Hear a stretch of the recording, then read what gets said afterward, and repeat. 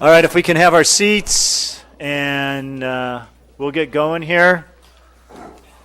Let's see, welcome to a special City Council workshop / study session. Wednesday, November 8, 2017, the Placerville City Council. Let's see, let's all rise and pledge allegiance.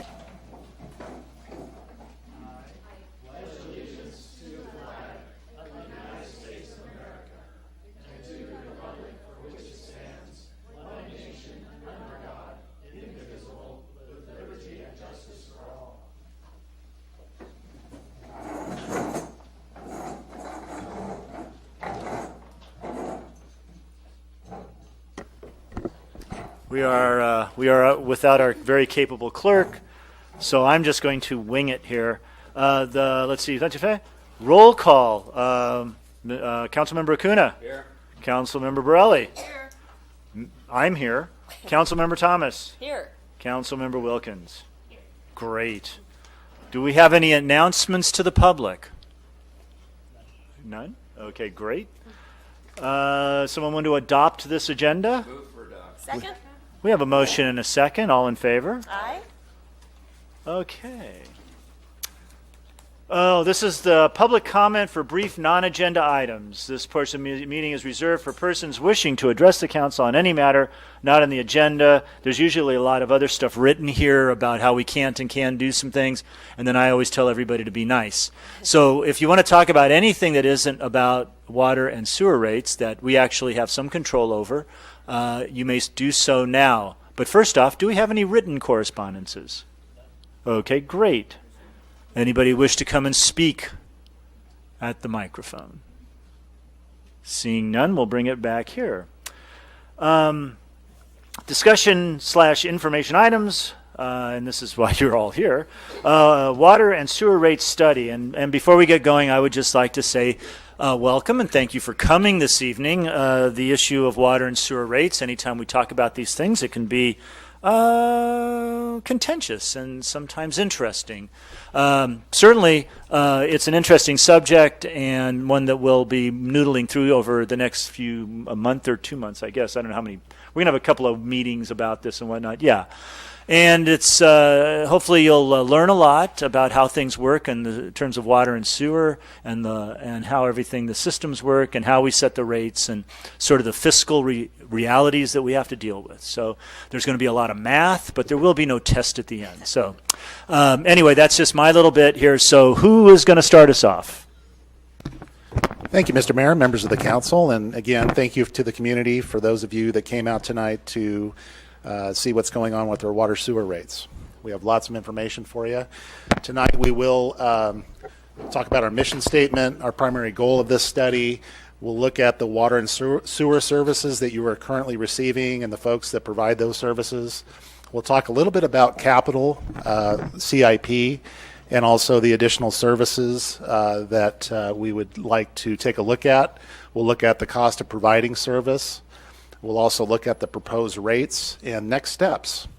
So the first thing is our mission statement is to provide clean, safe, reliable water and wastewater collection and treatment services at a reasonable cost to Placerville customers 24/7. And that really is. The city has to be able to provide water service whenever you turn on the faucet and receive the sewer whenever you flush the toilet or what have you. So that's our mission. The primary goal is to establish rates that cover the cost of operating and maintaining the sewer and water systems over the next 5 years. So the rates that we're going to look at tonight will cover the next 5 years. And with that, I'd like to hand it over to Rick Ferreira, our Public Works Operations Manager, to talk about water acquisition and delivery program. Okay. Water acquisition, delivery. The water system is regulated by the state, and the state is regulated by the federal government, which is the Clean Water Act. Is this on? I guess you can hear me. Okay. Eat the microphone, I guess. Okay, I will eat the microphone. Okay. So the Water Control Board handles the Title 17 and Title 22, which we are regulated by, and that is a day-to-day compliancy that we follow. So Title 17, Title 22 is what we have to follow every day, day in and day out. We are transitioning from a D2 to a D3 system. That means the city is growing. We are over 10,000 now, and now we will be a Distribution 3 certification city, and that means we have to have certification operators on staff 24/7 for that. So that is something that we're doing right now, and we're working with the Water Board right now. Increased regulatory compliance and reporting. That is a big issue with water, public health and safety. We purchase our water from El Dorado Irrigation District, 455 million gallons. We operate and maintain 45 miles of water line ranging from 3-inch to 24-inch. There are 8 pressure zones. We maintain and exercise over 400 valves throughout the system. We operate and maintain 295 hydrants for fire flow. We perform periodic flushing of 155 dead-end lines, and that's a big issue here. That's a lot of dead-end lines we have to flush, and during that flushing, we have to use dechlorination on that. You can't just flush that on the ground. Operate and maintain 15 pressure-reducing zones. Those are stations that we do for the maintenance of pressure throughout the 8 zones in the system. We test and maintain 313 privately owned backflow prevention devices. We read 2,810 water meters on a bi-monthly basis. We sample and test water in 13 locations throughout the city on a weekly basis. We have weekly, monthly, quarterly, and we have annually reports and testing. We respond to approximately 230 calls for service annually. We respond to 775 USA tickets annually, and that's for water, sewer, and storm, and that is by law. We have to do that. Provide leak detection audits upon request. Maintain leak detection program, something we really need to focus on. We respond to emergency repairs as necessary. We shut off water service for extended vacancies and repairs, and that's a daily event there, shutting water off. Okay, now to the sewer collection system. Regulated by the State Water Resource Control Board. We have an order. Excuse me, I have a couple questions? Sure. If you don't mind. Since now we're going to sewer, I thought I'd ask a couple questions about the water. Okay. I think for folks out there, when you say exercising valves, briefly, what is that? So we'll have to send a team out. Usually it's a 3-person team because they're in the middle of the street. So you have to have traffic control, so you have traffic staff. And then what you do is you run those valves up and down and you exercise them because those valves will get stuck and then they become inoperable. You cannot use them. So without an exercise valve program, you end up going out in the night or during the day and try to open up a valve or close a valve, and they will not close. They will leak, and then pretty soon you've got a problem, and now you're replacing valves. Okay. So a valve exercise program is part of our Title Yeah, 17 and Title 22 roads. So just like opening a faucet and closing a faucet. Great. And then the dead end lines, because I've had this described to me, but this is a time consuming. It takes a lot of resources to do these things, correct?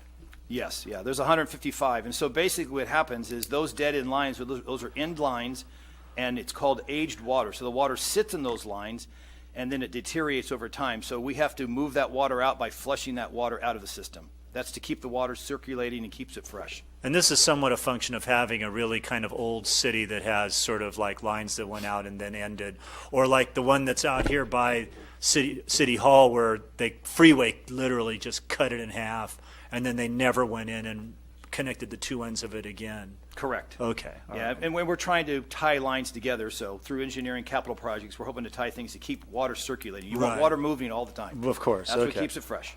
So, and also now there's respond to 230 calls for service annually. What exactly is the nature of those calls? Well, those not could- exactly, but I mean, a what is the good- nature of those calls? Mostly leaks, water leaks, people that call in water leaks or think they have water leaks. And so basically that would be it. A lot of them are private, on the private side, but we respond to them anyway. Sure. And for repair. Okay. So those are basic, that kind of sums it up. Okay, cool. Mostly leaks, people call in. Okay. The next one down, under the, Respond to the USA tickets. yes, what are those? Okay. Okay, Underground so the service. USA program is a statewide program for anybody that's going to dig underground. And so anybody that's going to dig, they call the 811 number, and then they notify all the utilities, which we are one of them, and we have to mark every water, sewer, and storm drain line, all of our facilities, for every one of those tickets by law. And we have 48 hours to do it. So, and I see those USA, so now I know. Yep. Yeah, they're underground service alerts. Yeah. All right. Hello. All right, great. One more question. It says that we test and maintain 313 privately owned backflow prevention devices. Why is that the city's responsibility on privately owned backflow devices? The program was in place when I got here, so that's what we're still doing. We've had discussions about moving that responsibility over to the private side, but as the permit holder, we are the permit holder, so we want to know that those are done, and so that it protects the domestic main system. So basically, we ensure that that is done, and right now that's the program that we have in place. It can be switched, but right now we do it internally. All right, thank you. And what is the nature of what kind of a property would have a backflow thingy? Mostly commercial, manufacturing, industrial properties. Cool. All right, thank you. Mayor, just yes. quick, we charge a fee for that, for inspection okay, of yes. those too. Okay, So great. we don't just pay for it. They are Okay. private, but we charge a fee for inspecting them. Okay, that's cool. good. All right, And well, thank you. a reinspection if there's a reinspection, so. Okay, great. Very good. Okay, anything else? Okay, proceed. Okay, sewer. So we're regulated by the state of California. Again, it's a general order for the state. Everybody's under the same order, though we have an SSMP that we are bound to, that we have on record with them. So there's an order and there's an executive order. So Rick, that's what's two. it? Rick, SSMP? Oh, yeah. I jumped ahead, so I'll go back. When I get down there, I'll grab you on that one. So the California Integrated Water Quality System is where we do all of our reporting. So every sewer spill is reported to the state online that anybody can see at any time. That is a law that we have to follow. Increased regulatory compliance and reporting. That is something that we have heard from the state, and we have just had discussions with them, and they're very, very much going to ensure that regulation is in place. So the Sewer System Overflow Reduction Program is the SSO, and that is what we do on a daily basis. The Sewer System Management Plan is the SSMP. That is basically our plan that we have to follow. It was submitted to the state, it was approved, and we follow that on a daily basis. The Overflow Emergency Response Plan is part of that, and that's how we respond to a spill. And basically, there's different classes of spill, but that program tells us, or that plan tells us, how we are to respond. And that is all the way up to calling Cal OES. We have to call them and let them know as well. Fats, oils, and grease, the FOG program. That's a program that we need to do a little bit more on. It's basically people pouring down fats, oils, and grease into the sewer system, and it is a major problem for the city.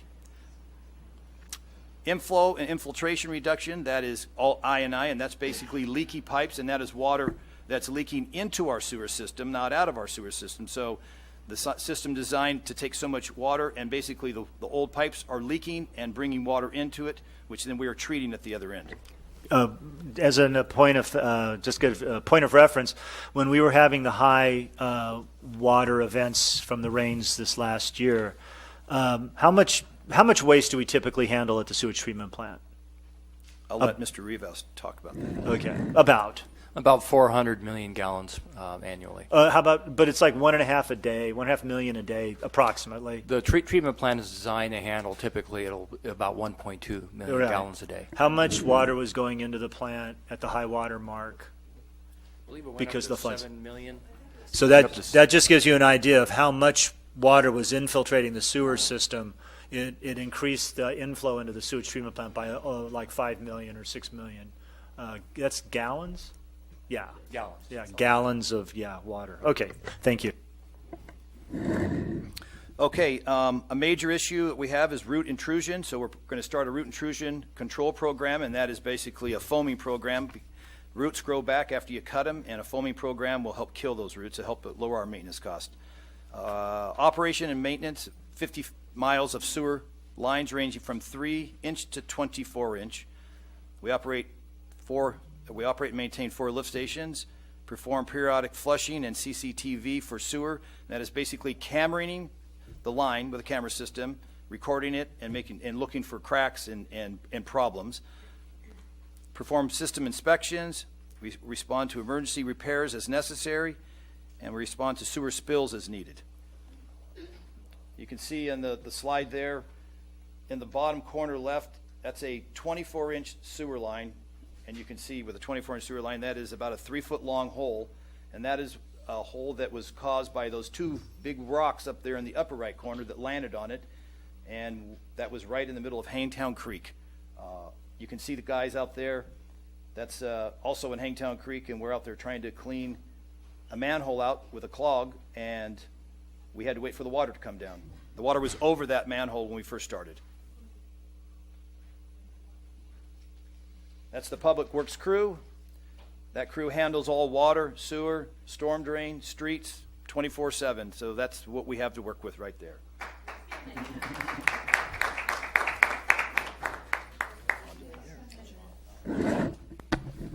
I'd like to hand it over to Pierre Rivas, Director of Development Services, to talk about the water reclamation facility. Thank you, Dave. So these fees also pay for the treatment of the sewer. And so we operate and maintain a water reclamation facility, and we provide tertiary treatment. And basically that's a very, very high level amount of treatment to where you have your sewer water coming into the plant. It goes through a series of different processes, and so that the water, the effluent that was actually discharged into Hangtown Creek is drinkable. Not that I would drink it or recommend anybody do that, but you could. All the particulates, all the pathogens, everything has been eliminated from that water prior to being discharged into Hangtown Creek. And we also do something that's very expensive. We have to cool the water. So part of our permit requires us to cool the water. It's a little bit on the warm side, so we cool it so that it meets our permit requirements. But it is expensive. We treat approximately 400 million gallons of sewer annually. We have to continually sample and test the effluent, the treated water, on an ongoing basis, and that's to stay within the parameters of our permitting. We haul approximately 1,600 tons of sludge byproduct off-site, and that typically ends up, that's taken by a company down in Sacramento, and they actually are able to reuse that as an agricultural soil augment material. And we are continually negotiating and monitoring our NPDES permit, which is a 5-year permit, and that acronym stands for the National Pollutant Discharge Elimination System, and that is in conformance with the Clean Water Act. And the oversight is the State Regional Water Quality Control Board. We perform periodic studies as required by the State Water Resources Control Board. For example, we're going to be beginning a zinc water effects ratio study. Staff brought that to the council, and you did approve that study, and basically that's to lower the cost of the operation. We do have zinc levels in the water, and we are currently in compliance, but we're in compliance by adding a ferric chloride. So if we can show that the water effects ratio, meaning that when the water actually is mixed with Hangtown Creek water, that the effect is non-hazardous to aquatic life in Hangtown Creek. So we feel successful we'll be able to do that, and therefore our permit will no longer require us to add the ferric chloride, which adds about approximately $60,000 a year, both in chemical costs and labor costs, to perform that on an annual basis. And we're also participating in a freshwater mussel study.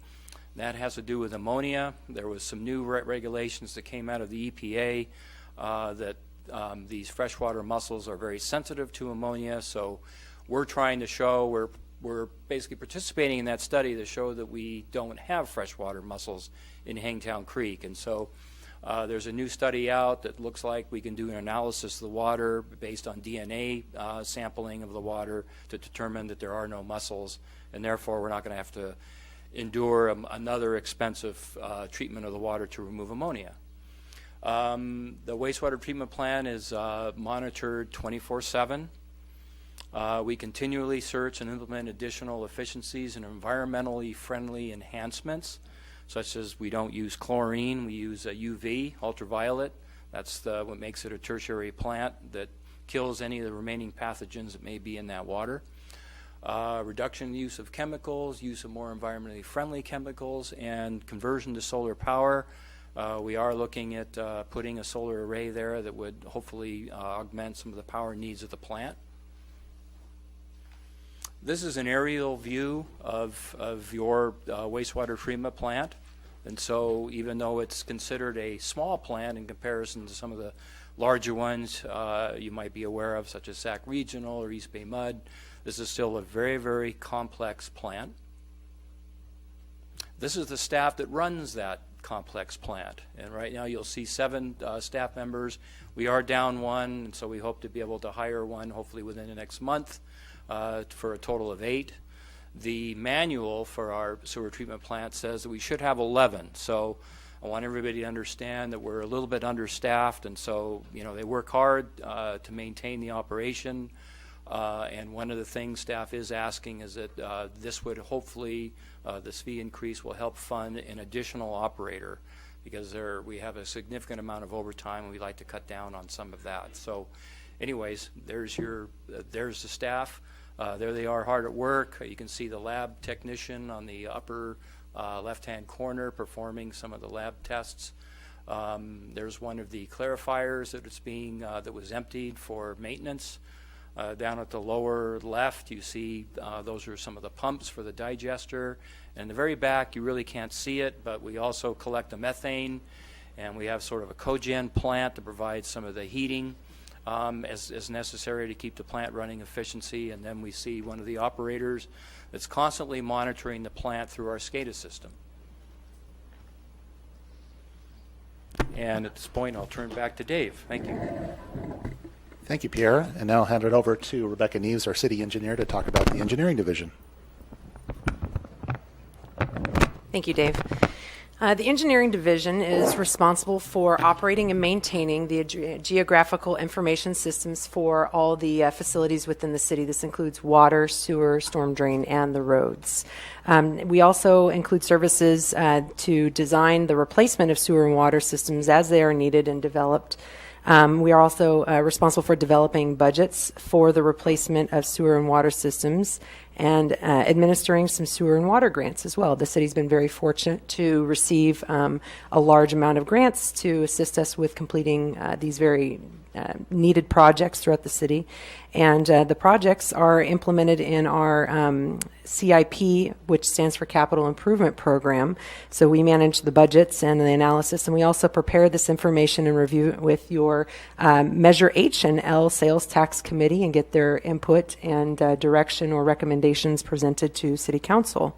The other operation that Engineering Division does is we work with the Regional Water Quality Control Board as needed for the various permits and to verify compliance as well. And there's some of our staff working hard as well, small group, but we have a lot done. Back to you, Dave. Thank you, Rebecca. And now finance, that's my bailiwick. So finance provides general customer service. I know a lot of you know Suzanne at the front counter. She's the face of City Hall. If you need directions or you want to pay your bill, she'll help you with that. So we do prepare a little over 22,000 utility bills annually. We administer the work orders. So if you call and you have a leak or you need your water shut off, we handle that. We also administer the Lifeline application process for those that the lower income. We co-facilitate the water efficiency program with EID, so the toilet replacement program, low flow toilet, and some of the other items. We also administer the operating budget development process and provide general accounting services, accounts payable, payroll, so on and so forth. We also prepare ongoing disclosures for your publicly traded debt, your 2006 revenue bonds. We also administer the water conservation drought program during the drought, which fortunately is over. We also facilitate the water acquisition agreements with EID and negotiate those contracts with the city manager, and also administer the rate study, which we're doing right now. So with that, I'll hand it over to Cleve Morris, your city manager, to talk about general administration. All right, city manager's office, administration, we provide the general overall supervision of the entire staff, if you could put it. For example, personnel hire, personnel services, hiring and firing, et cetera, of employees, supervision of employees overall. We also have legal services, so our city attorney falls within that. Any legal services that may be required regarding debt service financing, et cetera, or other problems that may come up. Risk management programs, liability insurance, property insurance, workers' compensation insurance is all handled by our office. And then we also respond to customer complaints and comments that come in that arena. So that's it. Thank you, Cleve. Kind of jumping into your CIP. Excuse me, Dave. Yes. I'd just like to interject something real quick. One of the reasons why we're going through all this is it's important for you to know what these folks are doing in regards to the water and the sewer systems. I mean, if you're a ratepayer in the city, you own this system. It actually is the one thing that you pay for entirely, the operation and maintenance of, outside of capital improvement. And so I think it's important for you to know the folks that are doing the work, what kind of work is involved in maintaining this system, and then that sort of sets sort of a framework for us to start to have the discussions of costs and revenues and future costs and future revenues and that sort of thing. So I think it's important to have that sort of framework, and I thank you very much for actually going through all that. It was pretty good. Thank you, Mayor. So I want to touch briefly about our capital improvement program that Rebecca mentioned earlier. And we're not going to talk a lot about CIP tonight, but just to identify where your water sewer CIP funding comes from. So one source is your Measure H sales tax. It's a 0.25% sales tax. It generates about $1 million a year, and about $548,000 goes towards sewer and water projects. The remainder of the $516,000 goes towards what we call sewer charge discounts, which you're currently seeing on your bill. Measure L, which, as you know, just passed last November, generates about $2.1 million, and we began some projects using that funding, and it does fund street, sewer, and water system projects. So it's not just sewer and water, actually primarily streets, but that is a funding source for sewer and water. So tonight, primarily, we're going to be talking about operating costs, so the day-to-day costs of providing water and sewer services. So want to talk a little bit about some unfunded programs that we need, and one is to fully fund our 2006 SRF loan payment. And you ask yourself, it's 2017, why are we talking about 2006? Well, some of you may recall the city entered into a loan to make the improvements at our wastewater treatment plant. And that loan, initially, the payments were $2 million a year. When the rates were passed in 2009, we incorporated that payment. Unfortunately, those rates were rolled back slightly because of the Great Recession and pushback from the ratepayers. The city also negotiated that payment, or that loan, which was a 20-year loan, to a 30-year. So it went from a $2 million payment a year to 1.5. We also further negotiated a workout to whereby the payment went all the way down to $200,000, ramping up all the way to $1.5 million over a 4-year period. The payment, we're still, the revenue, costs have gone up. The net revenues available for that loan it's short by about $400,000 a year. How we've been making the payments, the $1.5 million payment, since 2013, and the way we've done that is in the years when we were making lesser payments, we set aside cash in a rate stabilization reserve, and then slowly drew down that reserve as the rates were raised. But this year we forecast that reserve will be depleted, so that $400,000 structural deficit, if you will, needs to be addressed this coming year. And that's one of the things we're going to be talking about. Coverage ratio, we're covenanted by our 2006 SRF loan as well as our 2006 wastewater bonds to have 20% coverage, meaning that we have to demonstrate 20% in addition to the total debt service through our net revenues. And one of the things that the Measure H, Measure L committee has been working on is the $500,000 we spoke about earlier for sewer and water projects. Currently, that money is being transferred into the sewer enterprise fund as we spend projects down on spend it on sewer projects. The idea is to use that $500,000 to pre-fund CIP. It provides that coverage, and it also would then be used for CIP to draw down. You can spend down the coverage for projects. So I just wanted to touch on that. We also have needs. There was mention of positions, and I want to hand it over to Rick Ferrer again to talk about some additional public works positions that are needed. Rick. Thank you, Dave. So we're asking for 2 positions, one for a maintenance worker 2 and one for the water distribution operator. And both of those positions are terribly needed. We are trying to put together our program for water, which would be exercising valves and hydrants and flushing, and we are not staying on top of that at all with just one person right now. It's something that we need to grow that program, and adding an additional person would really help us in the testing and the reporting program, the flushing, the exercising of the system. It's with 155 dead ends, it takes a long time to go around the system and try to keep the water moving. The senior maintenance worker will be handling the sewer flushing, and that's a program that we are required. We have over almost 50 miles of sewer line in the city, and it takes a long time to go around. And right now, it's taken us years to get around through the whole system, and we should be doing it on an annual basis, not on every 3 to 5 year basis, which was happening right now.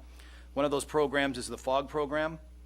That's that fats, oils, and grease. And basically, we're finding out that is a big problem, and we really need to maintain those facilities at these commercial sites, mostly restaurants. We need to make sure that those programs are in place and they have manifests. They're taking that waste and removing it from the restaurants. We're finding out that they're dumping them into the sewer system. And so we've got a lot of evidence and photos that it's going into the treatment plant, and it upsets the plant. And I got a call today actually by Mark, the supervisor, that we had more come down the line last night and today. So people, instead of hauling them off, they're just dumping them in the sewer system, and that's not what the sewer system was designed for. The ROOT program is another program, and that is basically where we have discovered that the ROOT system, cutting them out is just not the way to go. Everybody is moving to a foaming program, which kills the roots, and trees love sewer systems. They attack sewer systems. So that's going to help us if we get that program going, and the position would help us greatly move through the system. With 50 miles, it takes a long time to go through the system. Dave, can you go back? I just want to clarify a couple of things there. You notice he mentioned 2 positions. The maintenance worker 2, water distribution 3 position is actually 1 position. Our recommendation is that we're going to hire that at a maintenance worker 2 level and train from within and hopefully promote from within up to that water distribution 3 position. Want to also add, you note that earlier in the presentation, Rick mentioned that our system has now gone from a distribution 2 system to a distribution 3 system because of our number of users. The distribution 3 system requires 24 hours a day to have a water distribution 3 worker on call at any time during the day. So that's why that need has just come up to risen to have another water distribution 3 worker. We probably should have more than 1, but we're going to work hard to get by with 1 for now. Is that correct, Rick? Yes, that's good, Cleve. Thank you, Cleve. Thank you, Rick. Now we'll move to Pierre Rivas to talk about a water reclamation facility position. Yes, one of the staff recommendations is to hire an additional wastewater facility position. That would be an operator 1. As I briefly mentioned earlier, the manual for the plant recommends a minimum staffing of 11. We currently have 8 positions that are authorized for the plant, and so this additional person then will help us with our NPDES permit compliance. It's a tremendous amount of work to keep the plant running efficiently and properly in accordance with the permit requirements to address coverage during staffing shortages. So in other words, when people are out on vacation or sick or different things like that, it's very, very difficult to properly maintain the plant with just a staff of 8. So we'd like to go to 9. And then to reduce the overtime costs, because every time somebody is out, then there's other staff that have to pick up the slack, because it is a 24/7 operating plant. Also, we want to keep a handle on equipment replacement program. Wastewater is very, very hard on equipment. It's very caustic. There's gases and caustic material, and it's just very difficult on the equipment. There's grit and rock and different things that it's in it, so it wears out pumps. So all of that has to be maintained and has to be replaced periodically. And then we have normal inflation. As we replace the equipment, the cost of everything goes up, and so that's something also we want to account for.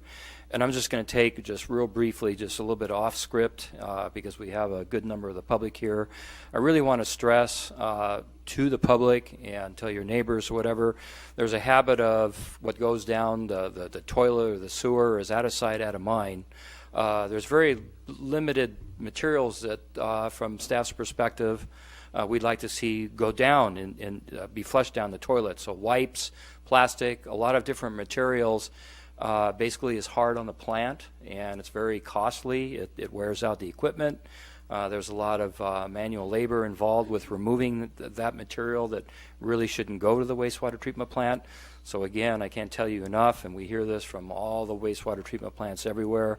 I recently toured East Bay Mud plant a month ago, and it's incredible the amount of non-toilet material that they find in there. They have these bars where they remove huge amounts of rags and wipes and different things of that nature. So again, it's your plant. It comes out of your pocket, mind you. It's not out of sight, out of mind. It goes somewhere and it's treated. So, anyways, thank you.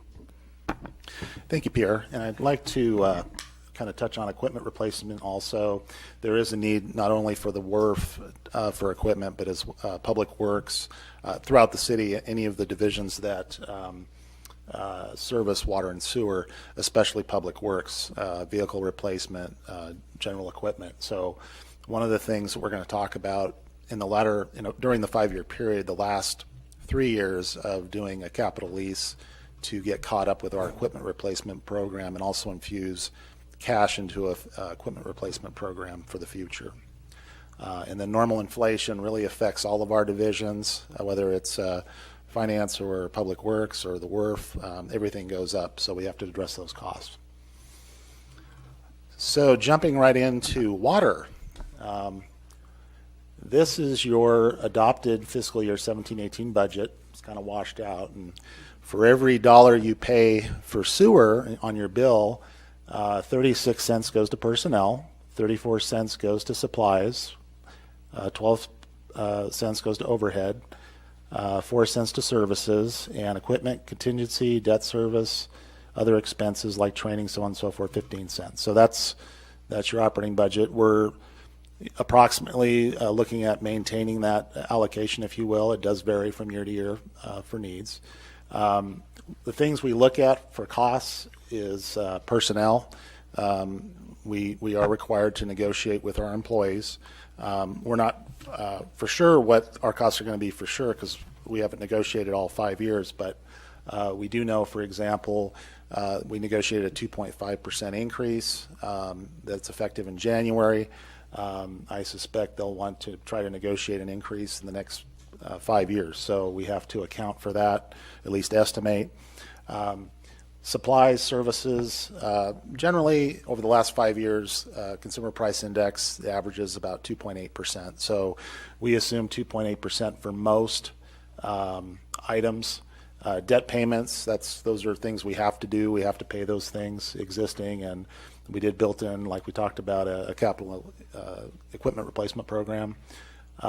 Property and general liability, depending on the actuaries, what they tell us, what our claim experience. For water, not too bad. When we get into sewer, there's some areas I want to talk about a little bit, some spiking that's going on. Equipment replacement program, we talked about that. Contingency is something that it's a line item in your budget. It's for unforeseen things. If a water line blows and you got to replace it, or there's a piece of equipment that fails and you need to replace it, it was unforeseen, you need to have some money set aside in your budget for those kind of things.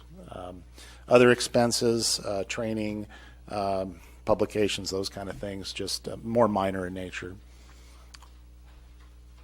So looking at, you have a balanced budget this year. Again, it's kind of washed out a little bit, but up top is expenditures, unfortunately, and revenues are on the bottom. We like to see it back the other way around. But you can see that we start with a balanced budget, and then it kind of ramps up there for a variety of reasons. Everything's going up. I can tell you that the last few years, we haven't raised rates since 2014. We've held back. We've had to cut our contingency. We've had to limit the amount. Of matter of fact, equipment, we paid Mr. Yule here surplus several, and our chief surplus several vehicles. We built up about, I think it was like $143,000, and we were able to buy some equipment this year with that. But for the most part, it's not funding equipment. We talked about the other needs, so I just wanted to show you what that looks like over a 5-year period. The deficit I just showed you, you can see that right now we're at 0, and then your deficit each year goes up by those amounts. So in 18-19, 7.35%, another 7 in 19-20, and you can see the numbers after that.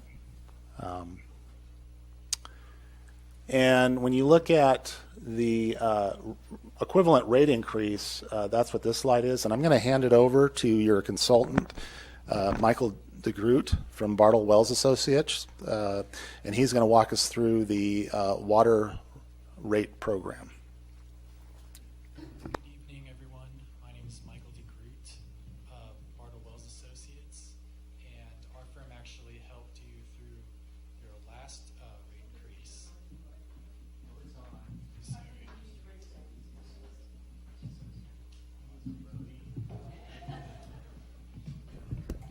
Michael, why don't Maybe I can just hold the mic. can you hear that? So this time around, Bartle Wells is helping with the water rates. And so you can see here, these are the proposed rate increases. And water and wastewater, you can approve up to 5 years of rates. And the rates that you approve are the maximum rates that you can go up to. So you can charge less than, but not more than the proposed rates. So for water, we're proposing a 7.5% increase that'll be effective February 2018, and then a 7% in June 2019, so a little more than a year later. Then 5.5% in June 2020, 5% in June 2021, and then 4.5% in June 2022. So here's your proposed water rate structure, and I want to talk a little bit about your current rates. So your current rate structure, there's a fixed bi-monthly charge, which is the base charge, and that's $27.56. And then you've got a volumetric charge for any type of usage. So your first 10 units, or 0 to 10 100 cubic foot, is $2.94 per unit. Then from 11 to 25, it's $3.52 per 100 cubic foot. And then anything over 2,500 cubic foot is $3.81. So we're proposing in our new rates to charge a flat rate for every unit of usage.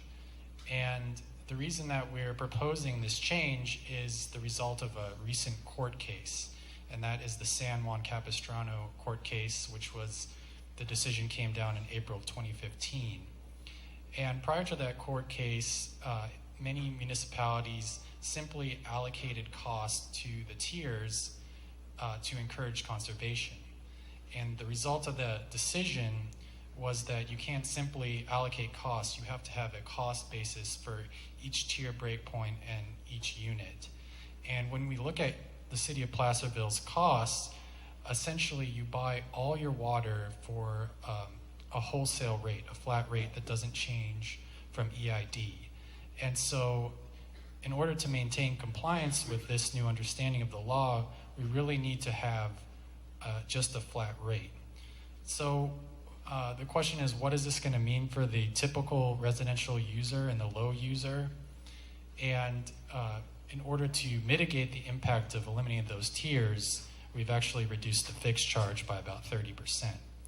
So here is the bill impacts, and you can see the bars on the far left is the median user, and this is just revenue neutral, collecting the same amount of revenue without any rate increase. And you can see that for the median user, the bill is going to be $27 and about 1 or 2 cents under the current rate structure and under the new rate structure.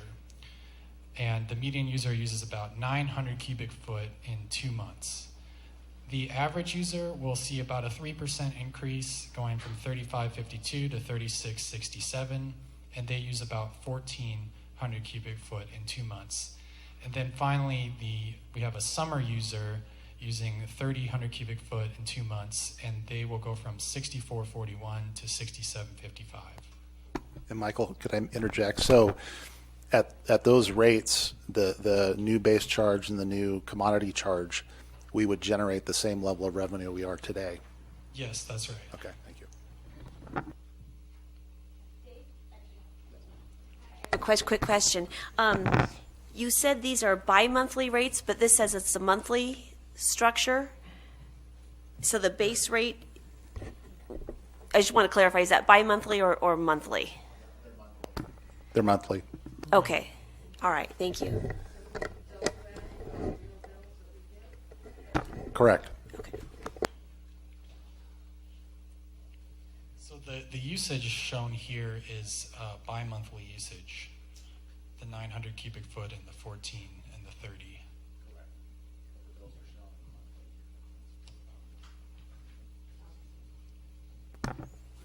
So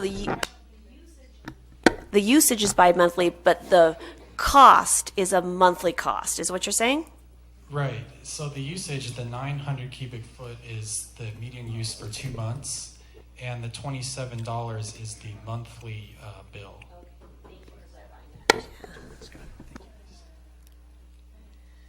So here is the proposed rates, and these are bi-monthly. The base charge currently is $27.56, and then you've got the usage amounts. And so basically, we're showing the rate in February 2018 with a 7.5% increase. And so the fixed charge would go from $27.56 to $20.75 for 2 months. And then all usage would be charged $4.15. And then that rate structure would be increased all the way to June 2022, when the base charge would be $25.73, and the rate per 100 cubic foot would be $5.17. And then, of course, you have your Lifeline customers who receive a 25% discount on their rates. And so they would see the base charge go from $20.68 to $19.30, and then the volumetric rate go from $3.12 to $3.88. And the Lifeline, if a customer is receiving the PG&E Care rate on their PG&E bill, they can bring their bill to City Hall, and we will adjust their rates to this rate. Or if they're on the AT&T Lifeline plan, again, if they show us a copy of their bill, we will adjust their rate to this rate.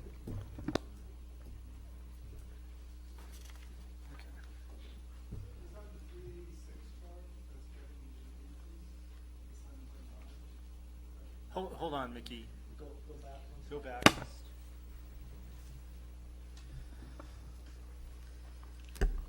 Can you say that again, Mickey? I didn't hear your quick. Really don't want people just throwing questions out.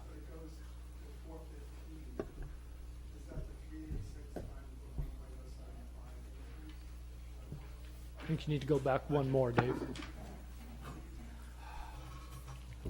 Right, so the 386 is kind of revenue neutral from what you're currently collecting, and that is increased by the 7.5% to the $4.15.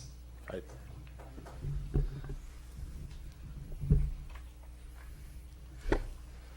So here is a graph showing the monthly single-family water bills, and this is 1,400 cubic foot bi-monthly, so 700 cubic foot per month. And the current bill is $35.52 for the non-Lifeline and $26.74 for Lifeline, and that will go up to $49.06 by 2022 for the non-Lifeline and $36.31 for the Lifeline. And this shows you the monthly increase. So the initial increase in February is going to be $3.91 for non-Lifeline and $2.89 in the first year. And you can see that the increase is about between $2 and $3, and it's kind of decreasing over time. Now this shows you where your current water bill is in relation to the other kind of regional agencies, and these bills are bi-monthly. So you're currently at $71.04, and with the February increase, that would go to $78.85. And you can see that you're in the low range compared to your neighbors. I'd also like to point out that Placerville's base charge currently is much lower than most agencies in this survey, and we're talking about reducing the base charge. So if a customer wanted to, lower their bill by using less water, they have more ability to do that than the other rates. The other rates you can see in the blue at the bottom; those are their base charges. And then kind of that caramel color up top, that's the commodity charge, meaning per 100 cubic foot or per cubic foot. Hold on. Yep. I'm sorry, I should have stopped you from asking a question. Can we avoid asking questions right now? We will plenty of time to ask questions. Let's get through the presentation. Oh, I'm sorry. Thank you, Mayor. And we will have a Q&A after this, and we'd be happy to go back to any of the slides that anybody has a question about. So, And so that's it for water. thank you, Michael. So, jumping into sewer, that didn't sound right. The Sewer Enterprise Fund, how's that? 17-18 budget. So, we showed you the dollar bill for water. For every dollar that you pay for sewer, similarly, personnel 28 cents, services 13, got a little squished there. Supplies 6 cents, overhead 5 cents, contingency coverage, transfers, contingency, it's 47 cents, but the bulk of that, you can see almost half of that dollar is those categories. Of that basket of stuff, most of that's debt.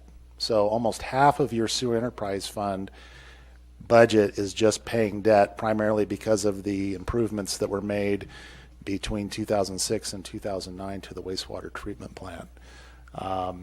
So regardless of, if we turn the lights off, we still have to pay that. And so every year that's a little bit of it is a challenge. Again, I don't want to go through all of these, but unless the council has any questions, pretty much the same process. We did look at, each fund individually, what the demands were for, personnel is pretty homogeneous. Supply services different. I can tell you that supplies at the plant, at the water reclamation facility, anything petroleum, your chemicals, we did assume a 5% increase as opposed to a 2.8.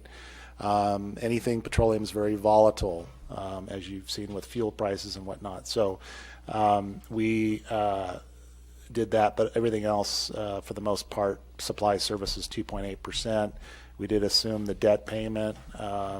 We also, again, for sewer equipment, doing about a sewer and water, about a $336,000 capital lease over 5 years. Cleve mentioned property and general liability insurance. Again, one thing I would like to point out, we've had some bad luck over the last couple years with sewer claims. Rick mentioned the storm, severe storms we've had in January, February. We had, within the last 12 months, 3 sewer backup claims, and each of those claims, they can have a price tag of $50,000, which is our deductible for our general liability insurance. So when those things happen, we have to deal with it, but it's money out the window. You know, it's good that we're making whoever was affected by the backup whole, but it doesn't put pipe in the ground. So it's real important that, number one, we continue, you know, our city engineers working, our public works operations managers working feverishly to get CIP water and sewer line projects out and delivered. The other thing is, as Rick mentioned, the root intrusion program and the other programs that he's operating to keep our sewer system free and clear. So other than that, I don't have any other comments.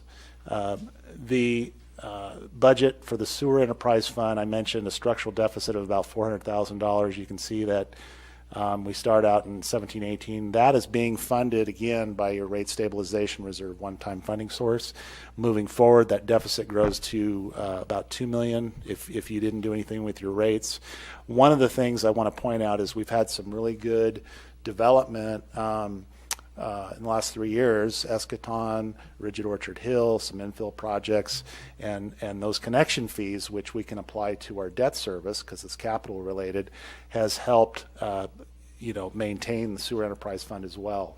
We're looking at a tapering off. We're estimating about 5 connections a year, so not a lot of development that way. The deficit, like the water enterprise fund, you can see year to year. You start out with almost an 8% budget deficit. It jumps up additional 10.77%. And then each year after that's about between 4 and 6%. All right, there's a lot of information right here. So what we've done, there's been interest when we were talking about Measure L, Measure H. We currently have what we call our sewer charge discount, which began back in 2011 when Measure H was passed, and it was providing about a 10% discount to your bill. This was during the Great Recession. Things were tough, and people needed a break. So the Measure H committee came up with a formula that, again, depending on the revenue generation, each user's different. There's their type of sewer that they have. A restaurant is stronger strength than a home, single-family residential home, for example. And so these discounts, they've been on the bill, and we're talking about rate increases tonight. Well, we're providing a discount, so the discussion was at the Measure H, Measure L committee level is, do we leave the discount? Do we phase out the discount? Do we eliminate the discount before we raise rates? And so we don't have all the answers. We wanted to get input from the public and the council. And so what we did is we talked about several different options, but staff has kind of narrowed it down to 4 different options. One is to maintain the discount. So for a single-family residential up top in that gold bar, residential customers are getting $15 every 2 months, so that's $7.50 a month. If we maintain the discount for the whole 5 years to 22-23, we would have to raise rates first year 13% in February 18, and then every June we would have to raise rates. And you can see the second year 9%, 3.75%, 3.75%, and 2.75%. The second option would be to cut the discount in half. So instead of phase it out 1/5 a year. So if you, and this was suggested by members of the public that attended past community chats and neighborhood chats and Measure H, Measure L committee, to perhaps phase it out, kind of a weaning off of the discount to where you would every year reduce the discounts in aggregate by about $100,000 or 1/5. And so we would go from $15 which is half of $7.50. Then you go to $6, $4.50, $3, $1.50, and then $0. And you can see that the rate increase equivalent would be 12% year one, 6.5, 2.5, 2.5, all the way through the 5th year. The third option would be to cut the discount in half and then hold it. Now that things are better, cut the discount in half and then raise rates accordingly. The equivalent rate increase would be 9, 9, 4, 3.5, and 3. And finally, the fourth option would be to eliminate the discount, and the equivalent rate increase would be year one, 5.75, year two, 7.25, 4.5, 4, and 3 in year 5. So those are the scenarios. Any questions so far? Okay. Dave? Yes. So, are you showing, maybe further on, you're gonna tell us, how much then does that reduce the debt by following these four scenarios? Yes. Yeah. So the right now what's happening is the sewer enterprise fund has debt. We talked about about almost 50% of our budget, and so of your budget in paying that debt, you can either use rate revenue or you can use Measure H. Well, currently, $500,000 approximately of that debt payment is coming from Measure H. And in lieu of rate revenue paying it, we're providing a discount, which then reduces the rate revenue to make that payment. So if we were to forego the discount, that would mean the money would still come in, the $500,000, but we're not reducing the bills by that $15. So so the money would still flow the same way. Hopefully that answers. Does that answer your question, Patty? No? Okay. But we'll go, Okay. we can come back to it. Sure. Okay. Dave? Yes. Hold on. A couple of questions. One is, from now on, with whatever decision we make here in the future, because one of the things I think might be a challenge for folks is we took out a loan to fix the sewage treatment plant. So it's like taking out a loan to buy a house.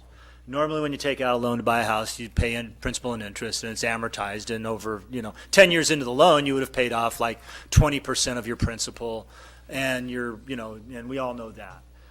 We have been paying essentially interest only since the loan was made, or have we been paying off principal on the debt? The SRF loan is a zero interest loan. It's a zero interest loan. So the way Okay. the structure. So you learn something new every day.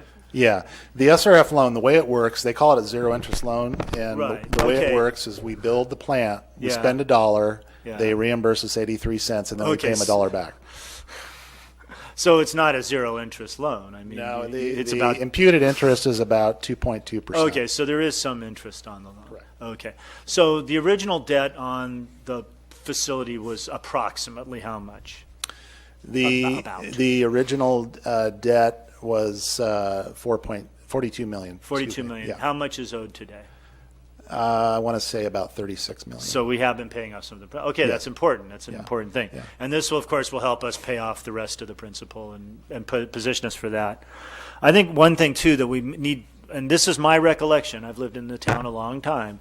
Was part of Measure H and the discount was to help folks, as you pointed out, because there was the recession and things were difficult. The other thing, too, was when they built the plant and it all came online and that debt and all of those new rates came online, it was quite a sticker shock. And so this was a way, too, to capture some money through our sales tax to help sort of mitigate or ameliorate that over, for the folks that were here that saw their bills. I'm going to pull some numbers out of the air. We'll go from like $150 to $250. I'm just pulling random numbers out of here. So this was a way to help mitigate that a little bit. But if you've moved into town today, you don't know that history. You just come here, you pay your sewer bill. And what I'm trying to get at is there's a lot of folks that move here from other places where they pay every bit as much as we pay for water and sewer. And so when you're talking about reducing that discount, you're talking about someone who wasn't here for the sticker shock, that wasn't here for the recession, and it kind of, at least for me, it puts it into a different light. I don't know what I want to do about this particular subject, but I think it's important to kind of look back at the history of this thing. Thank you, Mr. Brown. Okay, so the four options. This is option one, and bear with me. So up top, this is single-family residential. You can see that the current base charge is $162.11. The commodity charge is $7.51. The base charge provides credit for the first 750 cubic feet. And we use the water consumption between December and January because that's typically when people aren't watering. So it's not exacerbating the sewer bill. So you can see that if we keep the discount, the base charge would ramp up to $183.18 with a 13% increase. The commodity charge would increase to $8.49. And then you can see to the right what the effect is over the 5-year period. Down about 2/3 of the way down, you have single-family residential Lifeline, which is essentially the same thing, but 25% less. And then down below, you can see the discount. Lifeline and regular residential get the same discount of $15 every 2 months. So this next slide is option 2. So this assumes decreasing the discount, basically $100,000 a year in aggregate, or 1/20th or 1/5. So you can see that the increase again. You saw the options earlier, but you can see the rates: $162.11 for the base, $7.51 all the way up to $208.23, and then $9.65 for the commodity charge.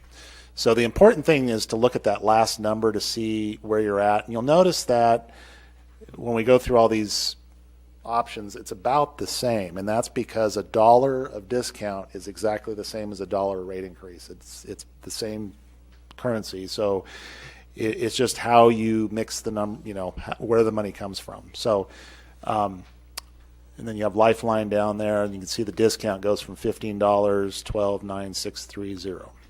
Option 3 is basically halving the discount, $750 over 2 months, and then you can see the rate increase and the effect: $162.11 base to $213.54.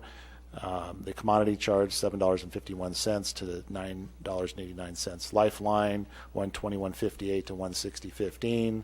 Commodity $5.63 to $7.42. Yes, Trish.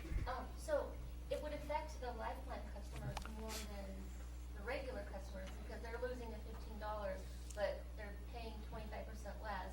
So that 15% or $15 means more to them than the regular. Good point. Yeah, the discount is a flat rate, so the smaller your bill is, the greater proportional that value is to the customer. The larger, the less it is. That's correct. Good observation. All right. Option 4 is to eliminate the discount. What that does, so you can see that the base charge goes from $162.11 to $205.81. The associated, and then Lifeline $121.58 to $154.36. Commodity $5.63 to $7.15, and the discounts below, you can see it goes 15 to 0. So all that math, and then we look at it and we go, well, it really doesn't make a difference. But you can see that there is some slight, especially in 2019, you see a little up and down. When we modeled the revenue, and ramping up to cover adequate coverage each year for your expenditures, there was little differences depending on the options. And so, but you can see that all the options are pretty similar. This next slide kind of shows you, actually this is single family, and that's at 1,050 CF cubic feet. This next one's Lifeline. Again, you can see a little chatter up top, but not a big difference. This really is telling. So this shows you blue is option 1, red is option 2, the green is option 3, and the purple is option 4. So you can see that there is some slight differences. So option 1 is $12 a month more. Option 2 is $12.58. Option 3 is $12.06, and option 4 is $12.81. And you can see each year what that looks like. But again, the bottom line is, when you look at it, the total bill, it's about the same. It's just a matter of, where you want to, how you want to increase the bill to cover the expenses. Now, I can tell you that looking at, we all know what compound interest is, building upon itself. If the discount was eliminated and utilized to help fund and the discount, just so you know, the full discount is worth about 9.54% rate increase when you look at the two. By eliminating the discount, you're actually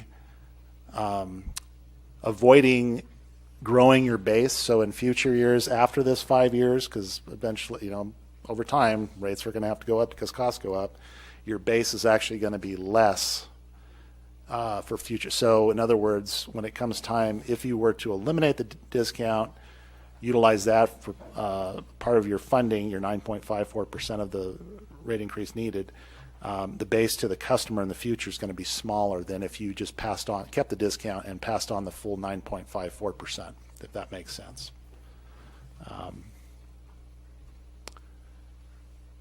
Lifeline. Michael, did you want to talk about the survey being your firm performed it, or I can cover it either way?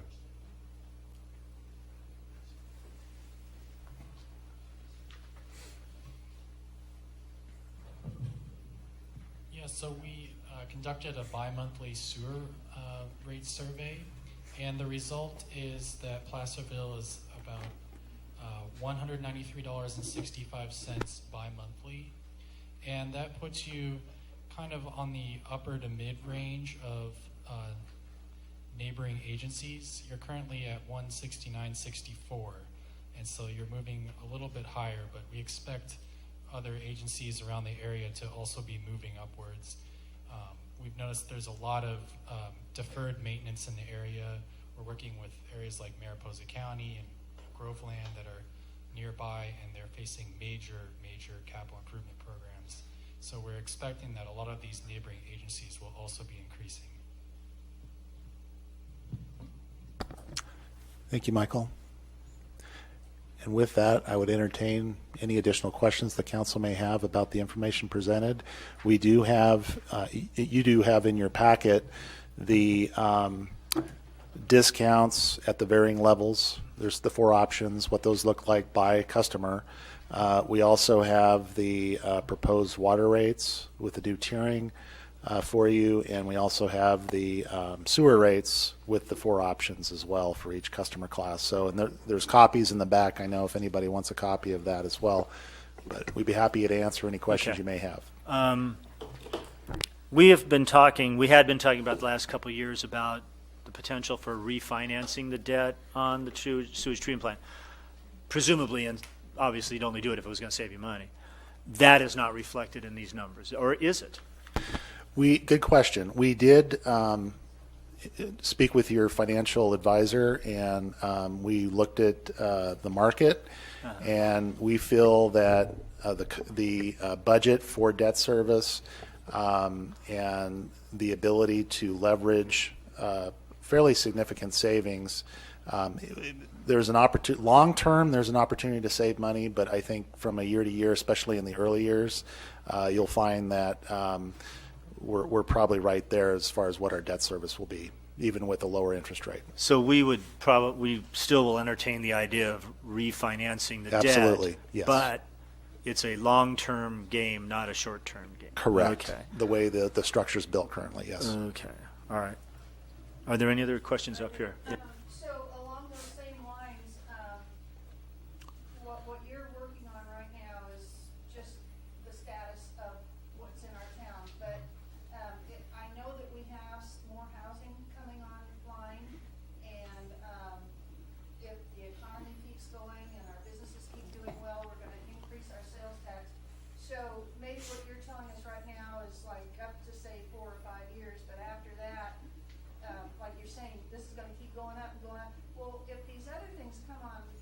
isn't that going to, Yeah, great comment.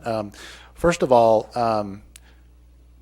we just went through a drought, and folks have adjusted their lifestyles and behaviors, water use behaviors. And we are, there's been an uptick, but we're still not at the 2013 level. So there's an opportunity that if people use more water, there may be more rate revenue from water. Sewer, probably not because it's in the wintertime. But the other thing, you mentioned growth. We have had some good years in the last 3 years. However, in talking to Pierre Rivas and Rebecca Neves, is that we're seeing a tapering off. We are seeing development, but much slower. So for water, we don't serve the entire city. Part of our city is served by EID. So we're projecting about 3 connections a year for water and 5 connections for sewer each year. Now, some years it may be less than that. Some years it may be more. The rates that we're proposing for water, for example, those are the maximum rates that we're asking for. If the council and the public was amenable to those rates, you could adopt those rates, and then if you have a good year really you want to gauge your ongoing revenue, not just one-time, development's really one-time revenue, but if you see ongoing revenue shoring up, you could forego an increase. You can't go up, but you can go down. So the other thing is that we talked about capital replacement. We're holding back our equipment purchases for both water and sewer for 3 years, or almost 3 years, about 2.5 years. And so if we have greater revenue than we thought, that we could get ahead on that, avoid paying interest on those purchases or some of those purchases. The other thing I want to caution the council, I didn't mention this and I forgot I was going to mention it, is your OPEB, which is other post-employment benefit. You're currently not, we're doing pay-as-you-go for retiree health. We're not setting anything aside for future. And we're not suggesting building the rates the way they are. We didn't feel comfortable in building something in for OPEB. But if you have good years, you could also set aside some money one time into a irrevocable trust to do that. So anyway. Okay.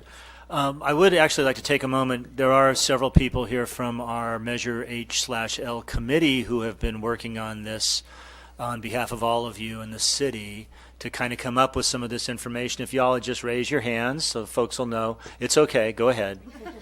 If you don't raise your hand, I'll tell them who you are, so it's okay. All right, those far. Give them a hand. They work hard. Okay.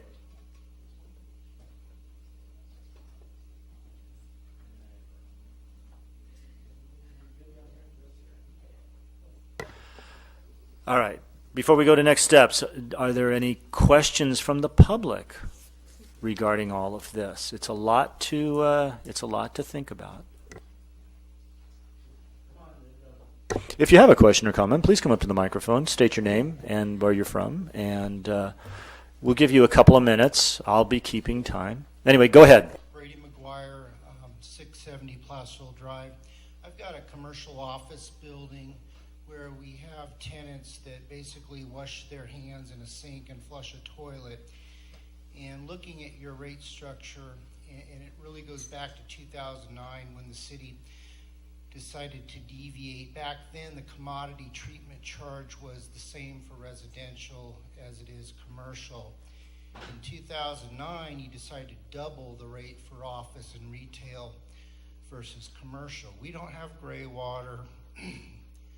We don't have people flushing diapers or other contaminants. So I have a hard time believing that my sewer effluent is twice as dirty as a single-family residence. So in California, you have to have a legal nexus for your rates and your charges, and I'd like the city to substantiate and prove that it's really costing twice as much to treat commercial office effluent as it is residential.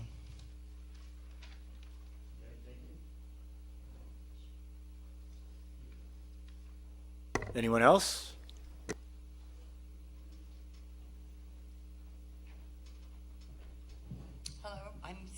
Cottage. I'm a resident. I also worked with the Measure L committee to get the 0.5% increase to help lower our water rates, or at least not watch them skyrocket. And I had a few questions. Actually, I wrote them down because I've been thinking about this for a while. So here they are.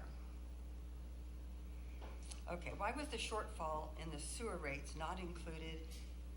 This is personal to me. Why was the shortfall in the sewer rates not included in Measure L? Or why wasn't Measure L made aware of this shortfall? I mean, I'm listening to Dave tell everything, and Dave's a genius, I think, but he's over my head.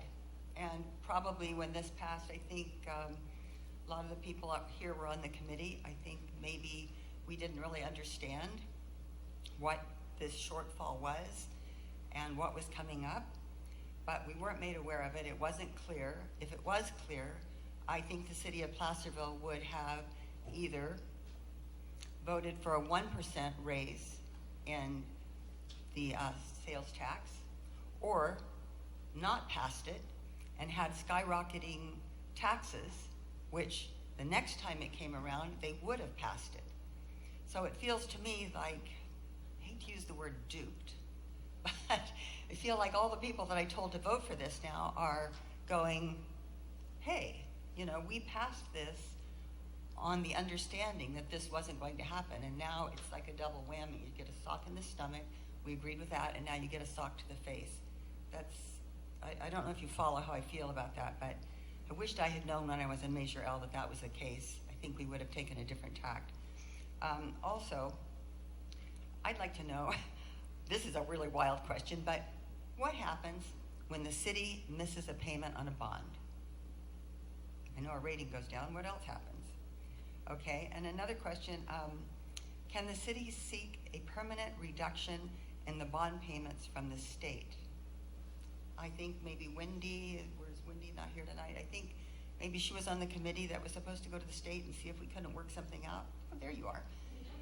Did you go to the state? Anyway, that's a question you can answer later, and is anybody working on that? If this was mandated from the federal government and it's put on the backs of little cities like ours that have small number of sewer rate users, and we build a $40 million sewer plant, how on earth can you be expected to do that? And I would imagine, I don't know the statistics, but I would imagine a large percentage of our population are retired people, fixed income people.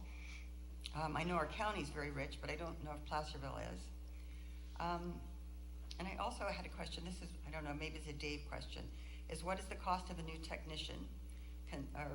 That's not the word, but the new people we're thinking about putting on the sewer plant. What's the cost of that person, including the benefits and the retirement plan? You know, how much is that actually a year? It'd be nice to know. A lot of this was over my head. Structural deficit, I'm going, I have no idea what that is. So, but you can't back up that much for me. Sadly, okay, so I looked at my water rate, and then I looked at the first proposed increases. It's a proposed rate revenue. I think it's page 1, and I just went over it: a 7.5, a 7%, a 5.5%, a 5%, and a 4.5%. And by 2022, my rate will go up $200 a month, which will make it $1,000 every pay period, every 2 months. I'll be paying $1,000 for my water.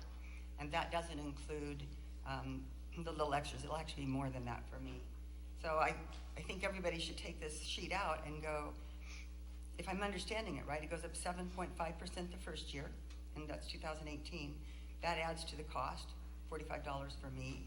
And then it goes up another 7%, which would be the 45 plus my rate. Is that right? So that brings it a little higher. And each time the percentage then is on a higher amount. Is that making sense? Okay.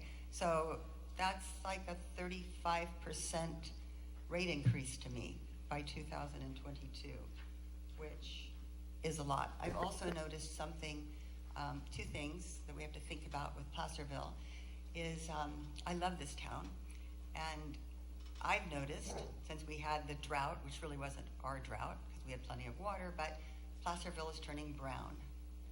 So everything we're doing is moving into the browning of Placerville. That was one thing I thought I'd just bring up. Don't know if you know it, but in my neighborhood, things are very brown. Also, I was wondering, well, I might have already said it, if we could take the funds from Measure H and use those funds to pay down, to use against the deficit, and then take Measure L to work on the water and the sewer, and not be so concerned about the roads right now. We can do something about the roads later on. We can maybe have another tax initiative. But I think we should not, I think you should be very careful about raising your rates on your citizens. I know I'm almost out of time. I had lots of You've shot past that, Cindy, but I shut past it. yeah, oh yeah.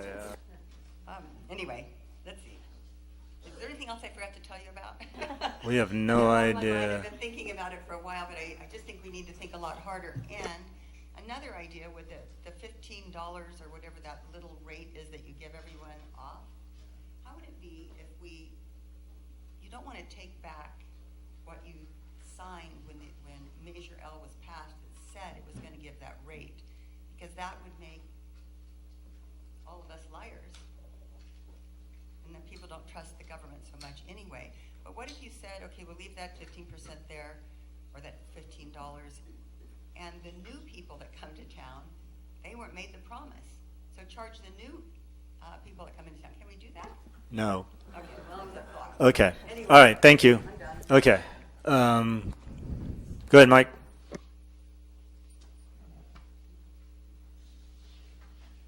Good evening. A comment on the sewer discount.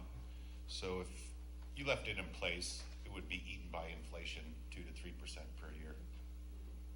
You know, and you get to save face that it's still there, but it's worthless over time. So just so people know that. I'd like to see the question brought up there. The percent increases, 7%, 7%, 5%, whatever. Are they cumulative on top of each other, or are they reflective back to the base year? Do you understand the question? Okay, so the second year 7% is on top of the 7% for next. Okay, so it's larger than 30%. When you calculate it out, what is that rough percentage? I'd like to know that. I think we all would like to know that. And then also I'd like to see the Nexus study. Where are the calculations that got you to the dollar amount of costs that are, you know, you come together with all your costs, and then that shows you what your rates need to become. So that's what I want to see, is how did you calculate what you need the rates to cover? Salaries, equipment, maintenance, shows the details, because with the parks master plan, all new things got put in there. This is our wish list. We want all this. Now, looking at the impact fee is going to go up 549%. It's going to go from $13.20 to $58.62 for a residential home. So you have this giant list that you want, and you have to figure out how to pay for it. If your wish list was a little bit smaller, your rates would be a little bit smaller.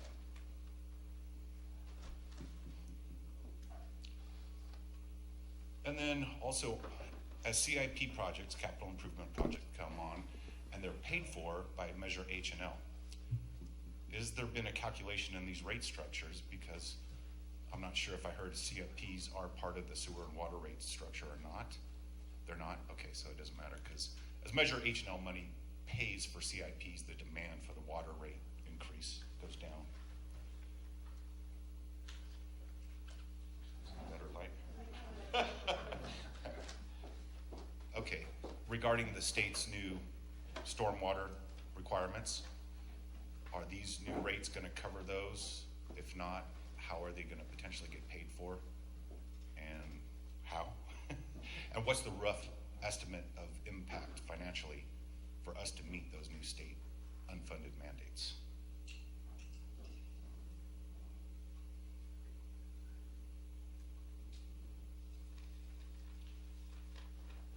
And so on the sewer discount, I wasn't sure if it was going to be reduced just in the residential or the non-residential, an equal percentage amongst both. What's the plan on that? Thanks, Mike. Yeah, hi, I'm Jennifer. I have noticed, it does seem like the EID water bills are less, and I didn't even realize that some of the city's residents are actually on EID, and it just raises the question, why, but also like, would it be more efficient to just have one system? Something like that. I believe EID water is the water, but they don't provide sewer systems, do they? Not here, no, So not in the city Placerville. that's on EID for water still pays for sewer? If you're on a sewer system, you're on our sewer system. Okay. You're paying for EID water, which I think is more expensive than the stuff we sell. So, anyway.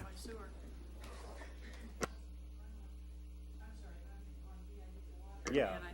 Right. Yeah, that's what we said. Okay. Anything else? Anyone else? Anybody else?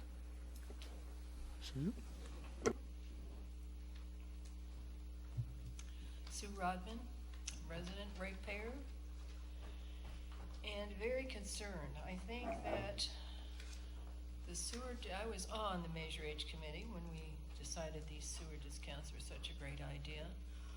I no longer think they are. I think we've had them for 6 years. We have given back $3 million.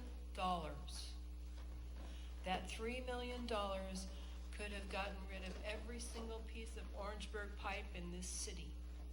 They could have funded replacing the 2 lift stations that are in bad shape and need to be redone.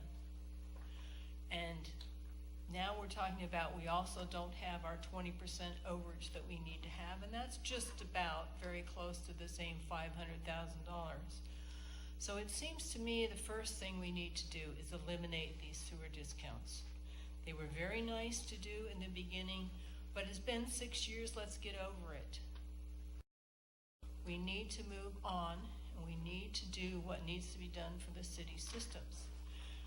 What I'm seeing in these proposed rates is a lot of things that we need to do, but I don't see that they are covered here in these proposed rate increases. Do these proposed rate increases include adding the workers that we need at the sewer treatment plant and for the water system? Measure H was to help prevent these kinds of horrendous increases. And Measure L was to do the improvements that we need to do to water, sewer, and roads. Measure L never had a discount with it. That only came from Measure H. I think after 6 years, we've given people enough, and it's time to eliminate them. And for me, at least personally, if you're going to raise my sewer bill by $100 over 5 years, a $15 rebate means nothing. A $15 discount says, okay, now I'm only paying $85 more instead of $100 more.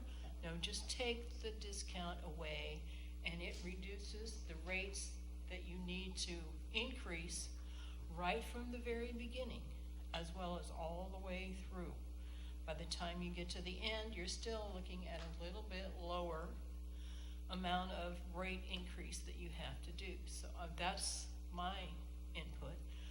I find the business of saying whether it's a monthly or a bi-monthly in the analysis that was given here is extremely confusing. Tell me what goes on my bill. I see $27 as a base rate. Okay, is that what I see on my water bill when it comes to me? Do your analysis so it's consistent throughout. Don't have it be monthly in one place and bi-monthly in the other place. Put it together so it makes sense and I can go by my water bill and my sewer bill. The other thing that I would like to know is, why would we decrease the base rate for water when we need these other things to be done for the water system? Why not keep the base rate the same and then look at only increasing the usage? Why would we reduce the base rate, for heaven's sakes? That seems absolutely counterintuitive to me. The cost hasn't decreased, so why would we decrease the base rate? So those are most of my concerns. Thank you, Sue.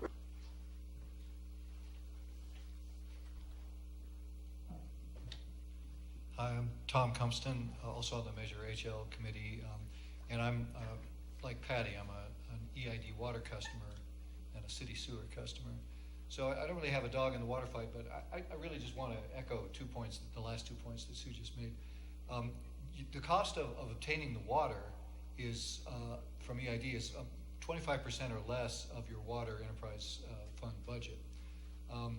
That means that 75% or more of your costs are fixed costs.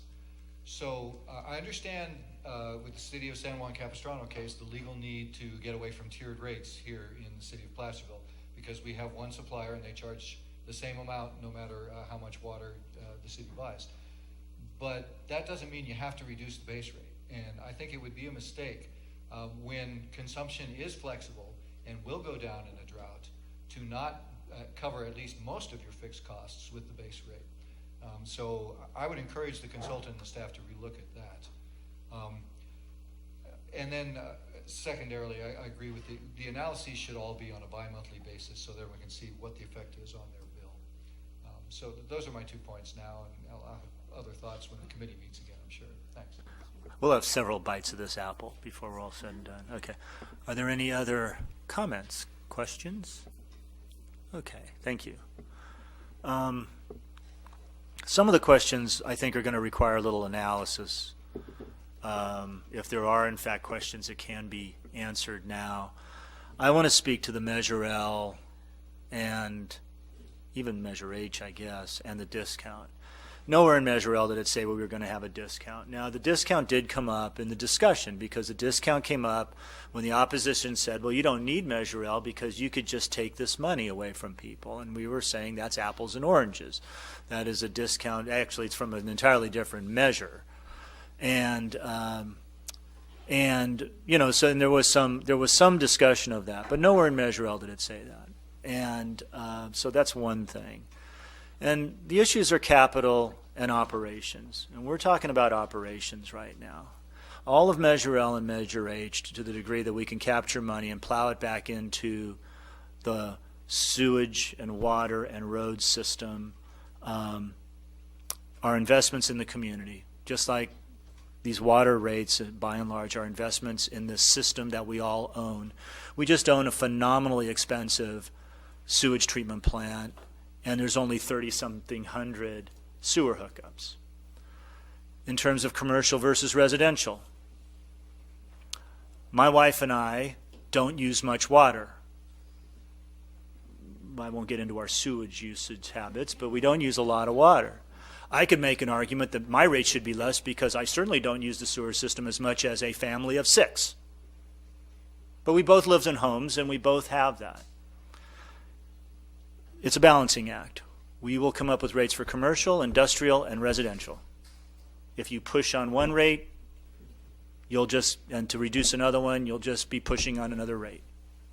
At some point, we'll have to come up, and that's why we get to sit in the big chairs for at least 4 years and kind of try to split that baby in half. But there's no free lunch. So if we decide we're going to charge less to commercial users because maybe they only have somebody drinking water and washing their hands,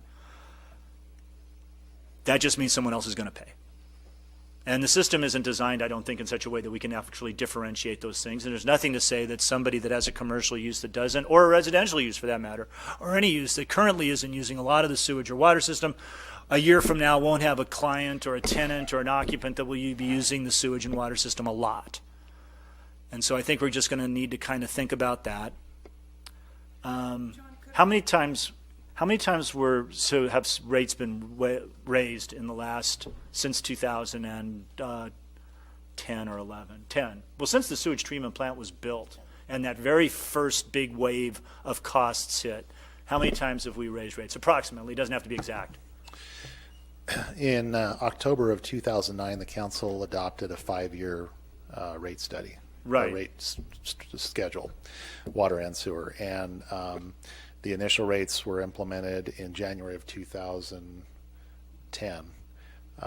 There was a rolling back of rates that spring. And there was a deferment of a couple years where we weren't raising rates at all. And then the council gave direction to do CPI type adjustments within that rate structure. We raised rates, I want to say about 3 times since that time.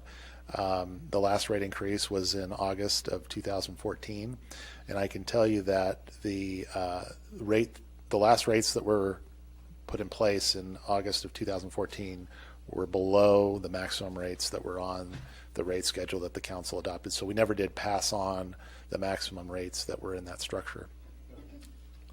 Thank you. I want to say something about, I think you kind of left it a little bit when you were talking about whether it was commercial or what. But there are different rates depending on if you're at the theater, the hospital, a restaurant, or whatever. So they certainly, do. Yes. It matters. I just want to make that clear that people understand. Yeah. That we're not. Could I address that too?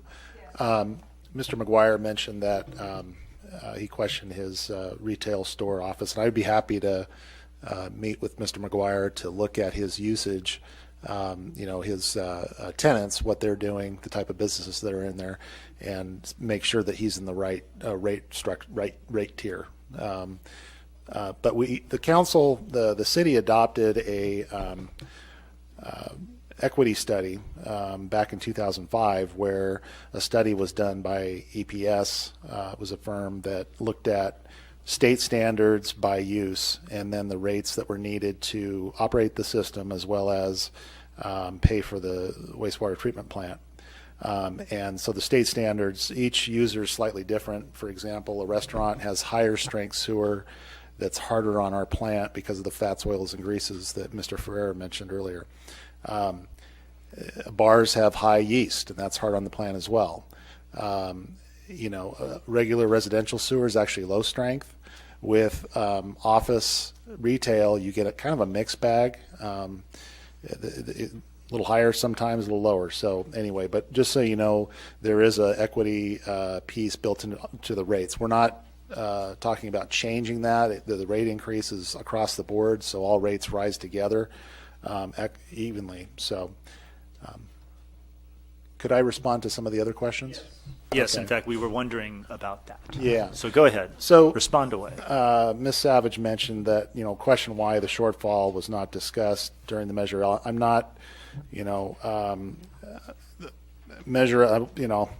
staff. I'm not allowed to politic, but I know that Measure L is more of a capital measure, dealing with the needs of our streets, water lines, and sewer lines, and storm drains.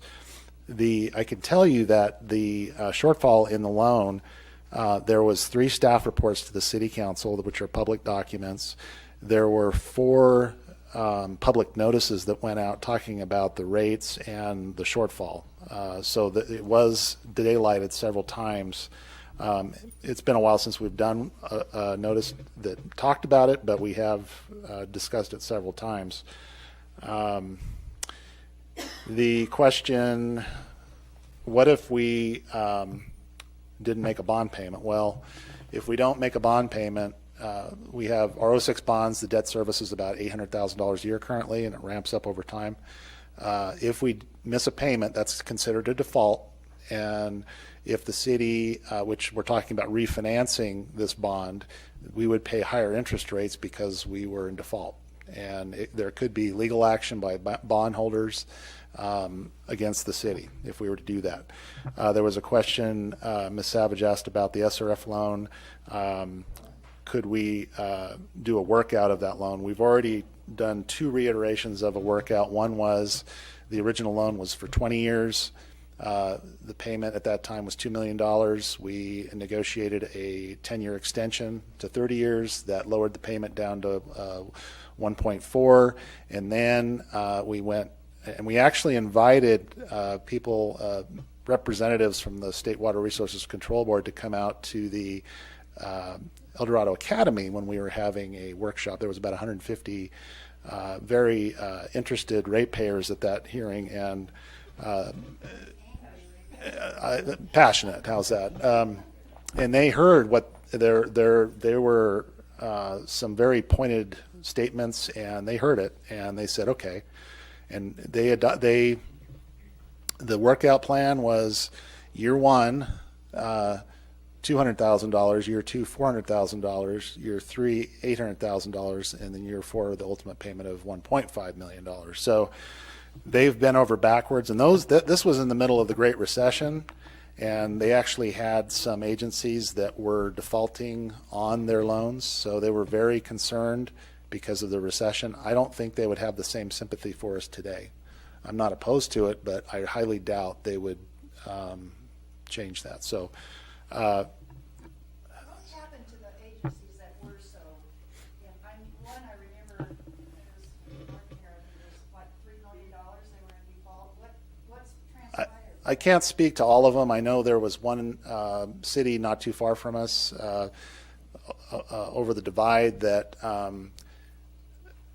they had an improvement project on their plant, their wastewater treatment plant. They were issued a loan. They built the improvements. Then they went to the ratepayers, and the ratepayers said no. So then they went back to the board and said, we don't know what to do. And so they had to do a workout. They had to go back to ratepayers. They were forced to go back to the ratepayers, and they are now, my understanding is they're now making their payments. So Probably at a higher cost because of everything. most likely because of accrued interest, I would suspect, but I don't know for sure. We're not going to default on our loan, okay? That's just not going to happen. So we're not going to make our payments. We're going to make our payments. We're going to figure this all out, but we're not going to default. Yes, sir. You up here, yes. Good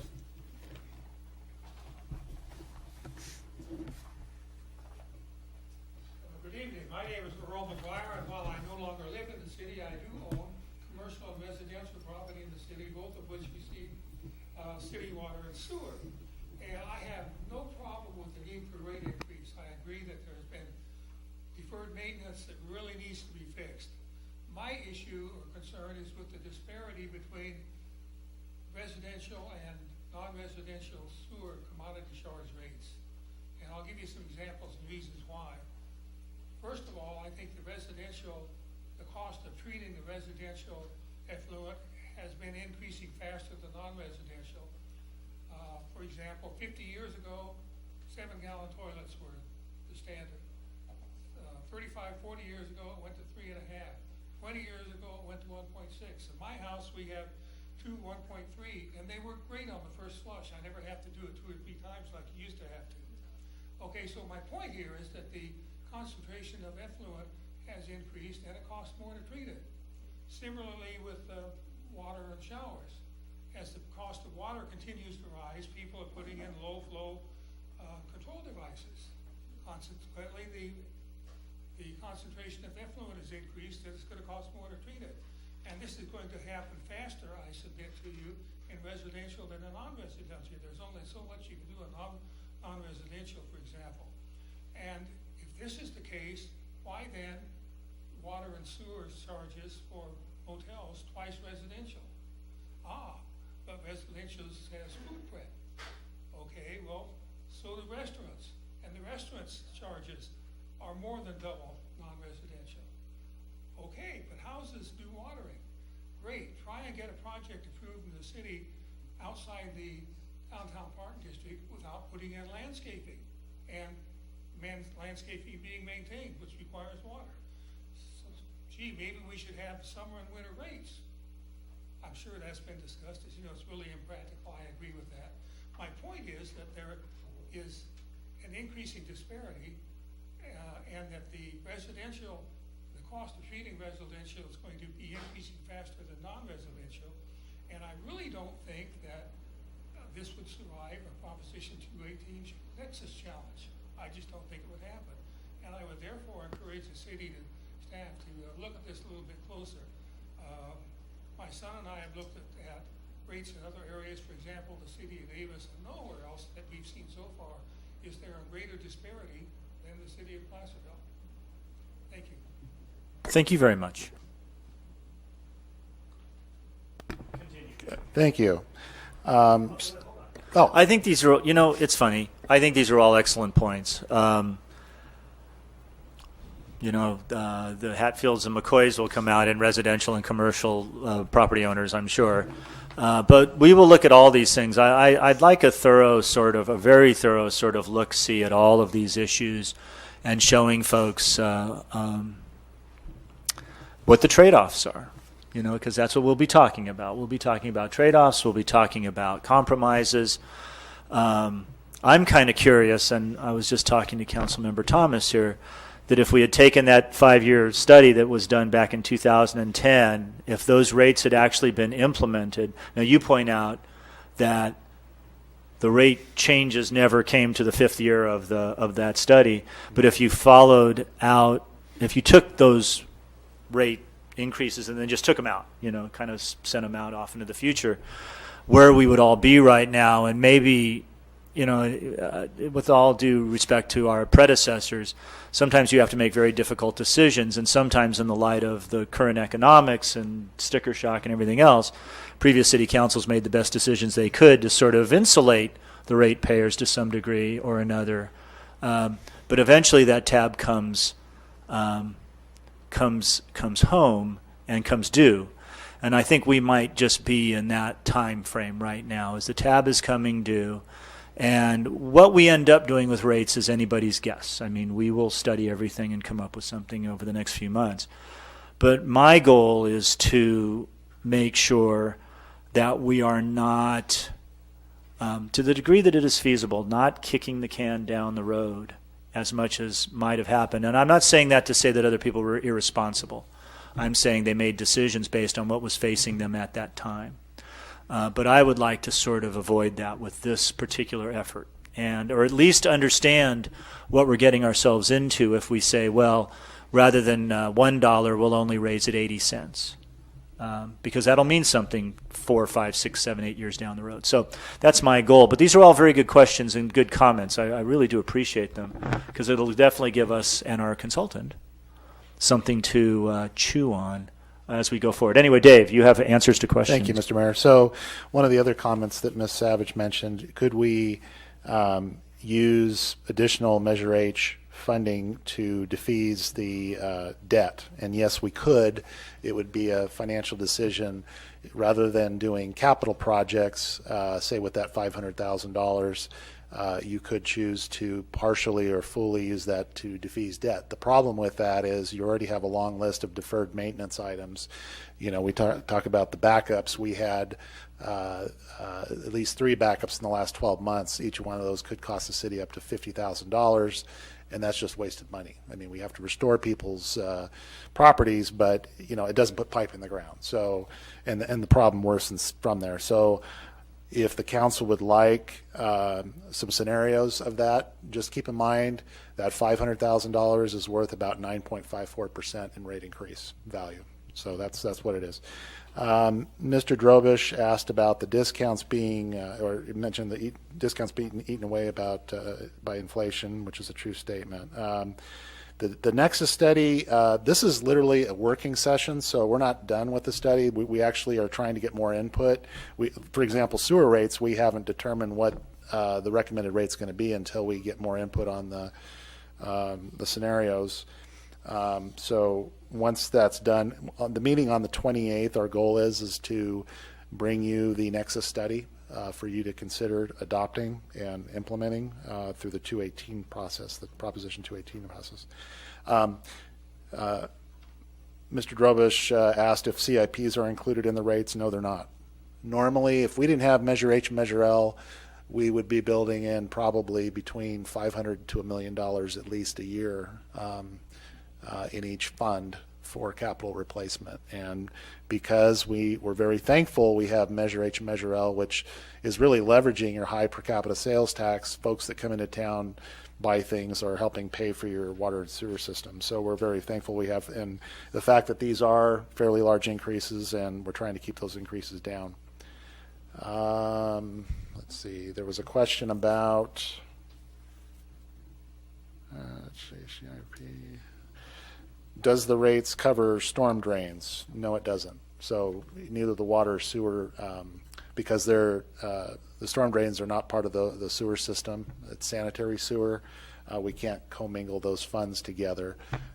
However, there is a unfunded liability. There has been for years. It's just now that the state is requiring us to address it.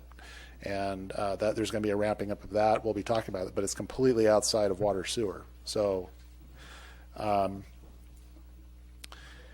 Dave, well, storm drains. So our storm drains, so just rainwater, although we have an I&I problem, we also have a regular storm drain system where that rainwater is supposed to go. These rates don't address the maintenance and operation of those and capital replacement of the storm drain system. but it also means too that if we had to develop a funding source, we could cast a net outside of our sewer and water rates. In fact, we wouldn't even potentially talk about sewer and water rates to deal with storm drains. That could almost be like we're dealing with measures H&L and using not that I'm proposing another sales tax increase, don't get me wrong. But we could potentially use a source like that to help with that problem. You could, my understanding is you can use Measure L to replace, because it's part of your road. That's true. It's part of the it's part of your road system and for repairs and things. You can do that, but the day-to-day monitoring, reporting things I'm probably not even thinking about, Rick. I don't know that we need to do with our storm and Rebecca that we're not. The general fund's basically bearing, but that's outside. So anyway, the point is that this study does not address storm drains and the cost of operating them. So the discounts, Mr. Drobus asked how the discount reduction was allocated. Basically, it's evenly distributed. So the idea would be if the council and the public were amenable to reducing the discount, it would be done proportionally. At least that's what we've talked about at the Measure H, Measure L committee. If the discounts were to be reduced, they didn't recommend that, but when they looked at it, were looking at it across the board that it would be reduced proportionally. And Dave? Yes. And the discount cannot be selectively applied, correct? It has to be, it's either there or it's not there. It's really, it's pretty broad. The council and the committee could recommend a different discount program or no discount program, or they tried to come up with something that's methodical and proportional to the users. Yes. To that point, would there be a mechanism where Lifeline customers could receive the discount and everyone else perhaps not? You could choose to do that. Okay, yes. that would be allowed. Okay. And that's something actually the committee took up, and we discussed that as a potential option. I actually skipped over Ms. Savage's one of her comments was she said the technician. I think she means the water reclamation facility operator. The annual price tag for that position. Now we're talking about rolling that into 1920. So when we looked at these rates, first of all, there was more positions than that we wanted to build into the budget, but we didn't feel comfortable bringing it forward because it was so large of an increase. But so we're actually in 1920 recommending that we fund the position, and the price tag is just under $100,000 with salary and benefits, and then it would be at step 3. The assumption is there's a 5-step salary schedule, and then with inflation, everything, that position would go up, projected $123,147 in year 22-23. How do our labor costs compare to EID? We are lower. How about to El Dorado County? Generally, we're lower. Okay, thank you. I think it's important too, Dave, to talk, when Cindy asked that question, I don't think people realize the education that these folks have to have that we're now hiring, and the competition that's out there, and how difficult it is to find these folks. Yeah, good point. My understanding is the certificates, the wastewater certificates, they're testing once a year. It's highly competitive because the work pool is tight, and there's kind of a age wave going on in that area where a lot of operators are retiring, so there's going to be a shortage, which make competition even greater. So good point.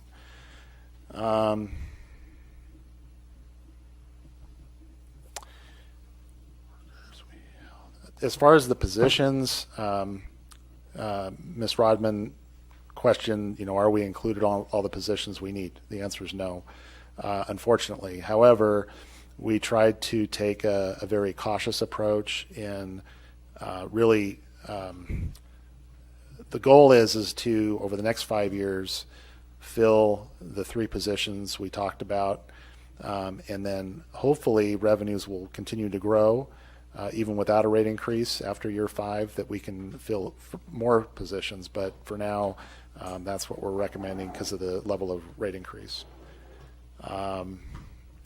Why is the base rate being lowered? And Michael, could you address that? Because I think I spent about 2 hours on the phone with Michael's coworker, and we were talking about this very thing, and the fact that our users are across the board. Some use very little water, some use lots of water, and allocating those costs. So. Sure. Well, first of all, I thought it was a great question, and it's true that a lot of utilities, your costs are highly fixed. But when we looked at Placerville, we understand that the community is very sensitive to rate increases. There's a lot of people on fixed incomes, and every dollar counts. And so when we eliminated the tiers, essentially a lot of the low users are going to be paying more per unit because the tiers are kind of lower currently for low levels of usage. And so to offset that impact, what we recommended is actually reducing your percentage of fixed revenue from about 32% to about 22%. So it's about a 30% reduction in the fixed charge, and that kind of keeps your low user where they're at. If we looked at kind of increasing that fix to 66%, which may better match the costs, you're looking at an increase of that base charge. Currently, I think we're proposing about $20 for 2 months. That would go up to about $60 for 2 months before even the first water comes out of the tap. So that would be a massive increase on your low users. So essentially, it is a good point that you're going to have a little bit less stability of your revenues. Also, one thing to note is we looked at your water usage, and we expect indoor usage to be about 60 gallons per day per person. And when we calculate that out using census numbers for number of people per household, we would expect indoor usage to be about 700 cubic foot per month. And just from my personal experience in the water rate industry, your residents use very, very little water. So I think the tendency is actually, as we're coming out of the drought, to see kind of an increase in usage rather than a decrease. Thank you, Michael. Right, and so if we left the percentage where it is, right, and if we did that while eliminating the tiers, you would see a large percentage increase on those low users because currently they're paying very little per unit for the first units. Right. And also, Ms. Rodman, I showing the bi-monthly consumption, we apologize for that. Our rate structure is bi-monthly, and so making sure our math's correct, that's why. But on the 28th, what we will do is show everything in monthly, so that's very clear. On monthly, when we're presenting monthly information, we'll make sure the consumption is shown as monthly. Apples and apples. We'll work that out. Thank you. I'd like to say that I think some of us, council members, met with staff, 212. And I think a lot of us talked about the fact that we would like to see monthly numbers because folks have an option. You know, you can always pay your bill per month. So if you have a $500 bill, you can pay $250, the first month. And I think that's a much more helpful measurement for folks to look at because we pay our bills on a monthly basis. So I think that was council's direction for staff to show it on a monthly basis because that's how folks pay their bills. But I do agree that we need to make sure that our figures we're not mixing metaphors, so to speak, that if we're speaking in terms of a monthly, everything's shown at a monthly rate, not bi-monthly and monthly, because that's very confusing. But that was our direction to staff to show it on a monthly basis. So it's our fault. Yeah. But I think what we might do on the next iteration, and this is something that we discussed with staff as well, and it probably wasn't right for this particular effort because of all the stuff we had to go through, but to start to show like a bill. I volunteered my bill. I like that. So just take my bill and then show what the increases would look like over time for my bill. It's my bill. I don't care. People know how much water I use. And that way they would at least have an example. And of course, then everybody knows what they pay. And then you can kind of scroll through the math in your head and sort of have something to compare it to. So I think we'll have some real life examples for folks to look at. It'll be a little less theoretical, a little bit more real. Anyway. One thing I proposed along those same lines is, and I don't remember taking that same bill and using the 4 scenarios. Yeah, that's exactly And then that way you could really do a comparison and I think maybe help understand it a little bit better. Okay. Thank you. We'll be sure to put in the next presentation examples of entire bills, including water and sewer. Yeah. Tricia. Yeah. Yeah. Do you know off the top of your head how many of our residents are on the Lifeline, and are they high users or typically? We currently have approximately 300 Lifeline customers. 2780, I believe, right now. And unfortunately, fortunately, depending on how you look at it, the usage is across the board. So some are very low, most of them are very low, and some are moderate. They're smaller households, maybe this income. Typically, yeah, they're very frugal. They're fixed income. They don't typically use a lot of water. Large yards, acres. Each one's a little different, and we don't look at, because it's based on care, which is more of an income. So the PG&E does the screening. Most people use their PG&E. Yes, so we don't. The income verification is done by PG&E. What was the other one? AT&T Lifeline, which is becoming less popular because more people have just cell phones now. So that we typically see the care. Yeah.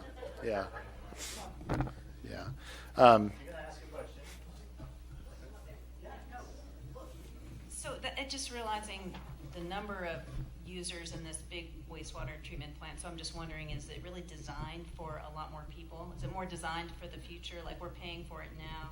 But it just seems like it's a huge facility, maybe for a small number of people. I don't know. Yes. I'm sure they're expensive. It is bigger than we need, but I don't know if it's like huge. I mean, I said huge because It sounds like we have 3,000 water customers, and it's designed for how many? About. It's actually gallons. Yeah. There's gallon maximums, but we have some capacity. But when we did the improvements in 2009, we did not really. There was no, major capacity elements to my understanding. Pierre, do you want to? No, when the plant was expanded, of course, the city looked at, well, where is the city going to grow? So I think one of the areas that the city looked at that time was future annexations. Smith Flat area, for example, and other areas that are within the city's sphere of influence. We wanted to ensure that the plant could accommodate that future growth. Hey, Sue?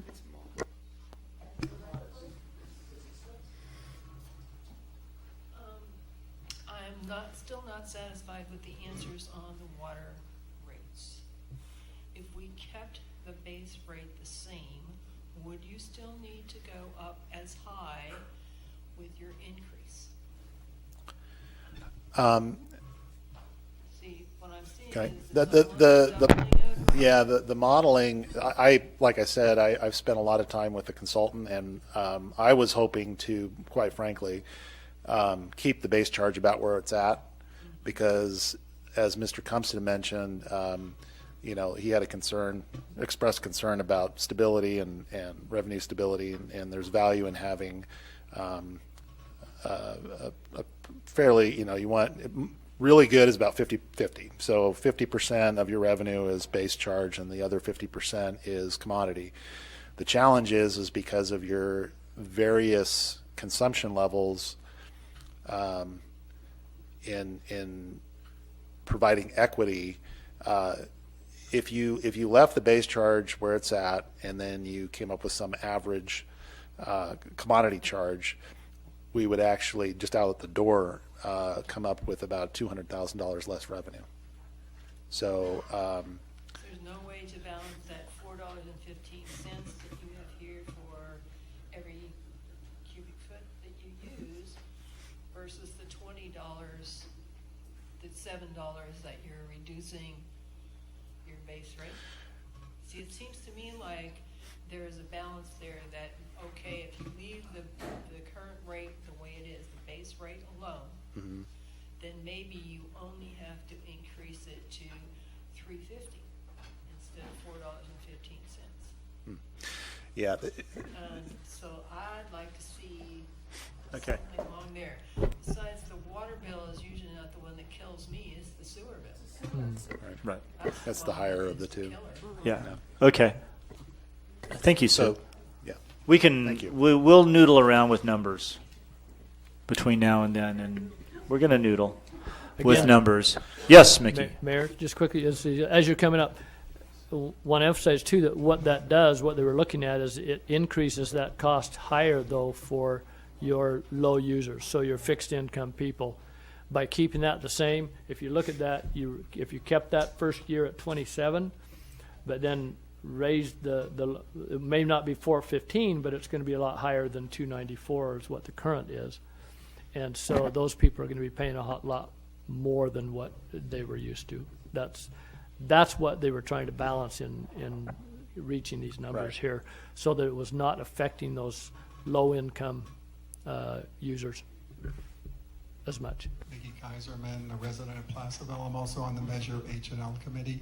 I thought that was interesting, Dave, what you said about what happens if we eliminate the discount and how the accumulation makes a difference in the compounding and what the rates mean. And maybe you should show it in dollars to what that would be, the total effect. Because you can't, there's a difference every year, but if you added them up, I'm not sure which one comes, I guess one comes out better once you eliminate the discount. Another thing is what Pierre said. I thought that was it. We're talking about rate increases, but maybe we need to let the citizens know about a notice to them about what they throw down their toilet bowls to help with the sewer treatment plant. And also what you brought up about foaming. Maybe, everybody, if you have a line that's going into the city sewer line, you have the same issue with roots. So if there's a foaming agent we all can use, maybe we should let the citizens know what they need to do and how to put it down the lines. So that's cost reductions. We always talk about rate increases, but is there a way to improve the system by reducing costs of what's going down there? Thank you, Mickey. That's a good question. I think we do put things in the water and sewer bills about things like fog, and those go out periodically. Well, you see that all the time, You're right. The foaming thing, not so much, but I know. Maybe we need to set out something what they need to put in their bathroom so they let their neighbors know when they come by, or their relatives to come into town. This is what they need to Honestly, it's silly. It doesn't. No, it's not silly at all. I'm sorry, Mickey. What you said was profound. It doesn't silly. I think actually there might be some truth to that. You start to like the little fish things they put on the drains and stuff. Don't put things in the storm drains. It's not a bad idea. That's a great idea. with all of our commercial tenants on Broadway, we have that in the in bathrooms, notices what not to put down the drain. That's a good idea. If we sent out something like that to all the citizens, so they could hang it in their bathrooms or something. Especially if you. Or on the back of the, something to read. Thank you. All right, I think that's enough there. I think that I think actually if you could couple that with how much it costs to actually deal with this, because it's kind of funny, but it's also a problem. You know, the fats, oils, and grease especially is a huge issue. Okay, I think we've talked a lot about this. Go ahead. Two more comments. One, Mr. Keisman's comment. If you look at option one, which means don't reduce the discount, you can see that the maximum rate you can see is $220.84 every 2 months, and option 4, which is to eliminate, is $205. So that difference you're going to compound the next time you raise rates. It's because you're lowering the rate at the expense of the discount, and so the rate drops, and then it's kind of like when you don't implement your 5-year rate plan. Those things get baked into the cake for every year after that, and that's why you're here today talking about much higher. I'd really like to do that straight line analysis and see where we would be with our rates, a back of the envelope thing, if we had just implemented that 5-year plan. You know, said, I'm sorry, I know things are tough. We're going to implement the 5-year plan back in 2010 and see where we'd be today. And who knows, it might not be different, it might be huge, I don't know, but it would be interesting. We can do that easily to give you a flavor of what the revenue generation would have been at that. Because I think it informs this discussion. Yeah. I think it could help to inform the discussion. Yes. Along those same lines, could you show us if we eliminated the discount, and we're seeing this decrease in that 5-year opinion, how much, what would we really be losing? I mean, how much would, I'm not getting my $15 or my $7 a month. Annually, or? Yeah, and then, okay. But how much then, at the end of 5 years, would I be gaining or losing, or would I be breaking even? I mean, maybe by showing folks, is it worth giving up? Do I really want to say, get rid of my discount? You know? Dollar for dollar, it's the same. It is. But the difference is when we talked about the base going up, so 5 years from now when you raise rates again, say if you eliminated the discount, let's say you didn't, let's pretend you didn't eliminate the discount, your base is going to be higher, so the next time we raise rates, the rate increase is going to be bigger to your bill than if you had eliminated the discount, reduced the discount, and the base was smaller. So, but we can show that over a 5-year period what the accumulation is. And, okay. One last comment. So, Mr. McGuire Sr. questioned the consumption, residential versus commercial. I can tell you, commercial, there's several of our commercial accounts have irrigation meters, so that reduces their sewer charges. And I can tell you that consumption has gone down for all users, not just residential. Commercial actually is pretty creative in saving water. For example, Marshall Hospital, their consumption went way down over the last 3 or 4 years because of conservation. So in regards to our Prop 218 compliance, one of the things that Bartle Wells is going to be tasked to is to prepare a notice to the ratepayers upon your direction, hopefully on the 28th, to submit a compliant notice. So that's something they'll be working on. That's all I have. Mr. Drobich, you have the last word, sir. Make it a good one. Okay. I had asked, so if you just add across the line there, it looks like a 30% rate increase, but when you compound it, I'm a little too tired to do the math. So I have that. Give me a rough estimate of with the compounding in 5 years. I have it. So the revenue generation, water's 30.74 is what I came up with, just quick and dirty, and sewer is just above 30%. So they're both about 30% over 17-18 rates versus the 22-23. And then just a comment, if the AT&T Lifeline thing is dropping away, I know PG&E offers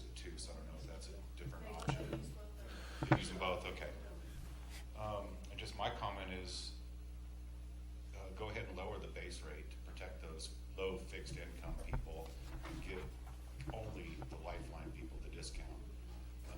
Actually, Measure H is a specific sales tax, and it made no mention whatsoever of a discount, so it's kind of illegal, but you can come up with the fund out of somewhere. And then I thought I heard that the equity study of the different categories of residential, industrial, commercial is not going to be updated or reviewed in this Nexus study. Is that true? No, this study was really rate revenue driven. The equity study, and Michael, if you could address this, have the state standards changed? Maybe you could address that since 2005. I don't think they have, but yeah, not Michael. Yeah. So that process is very, it's quite involved. Your study is about $25,000 to do what we're doing today, and I would suspect, I didn't get a quote on it, but it'd be over double that if we were to do that. So. And then could you explain the Prop 218 process, how they will work for the citizens? Sure. Actually, yeah, funny you mentioned that. So next step. So the plan is, we discussed this with council in the past, of holding this workshop, getting input, coming back to the council on November 28th with recommended rates. And at that meeting, we would ask the council to authorize staff to issue a Proposition 218 notice in December. That means there's a 45-day waiting period, and ratepayers can tell us what they think. And there would be a public hearing, the first meeting in February. If there's no protest, the council could choose to adopt those rates and put them in place. The first bill that would be effective would be the May 2018 bill, and that's how we would do this. So that bill, just so you know, is one of the lowest, not the lowest. March tends to be the lowest bill because of consumption levels being lower, but May tends to be a lower consumption period as well. So.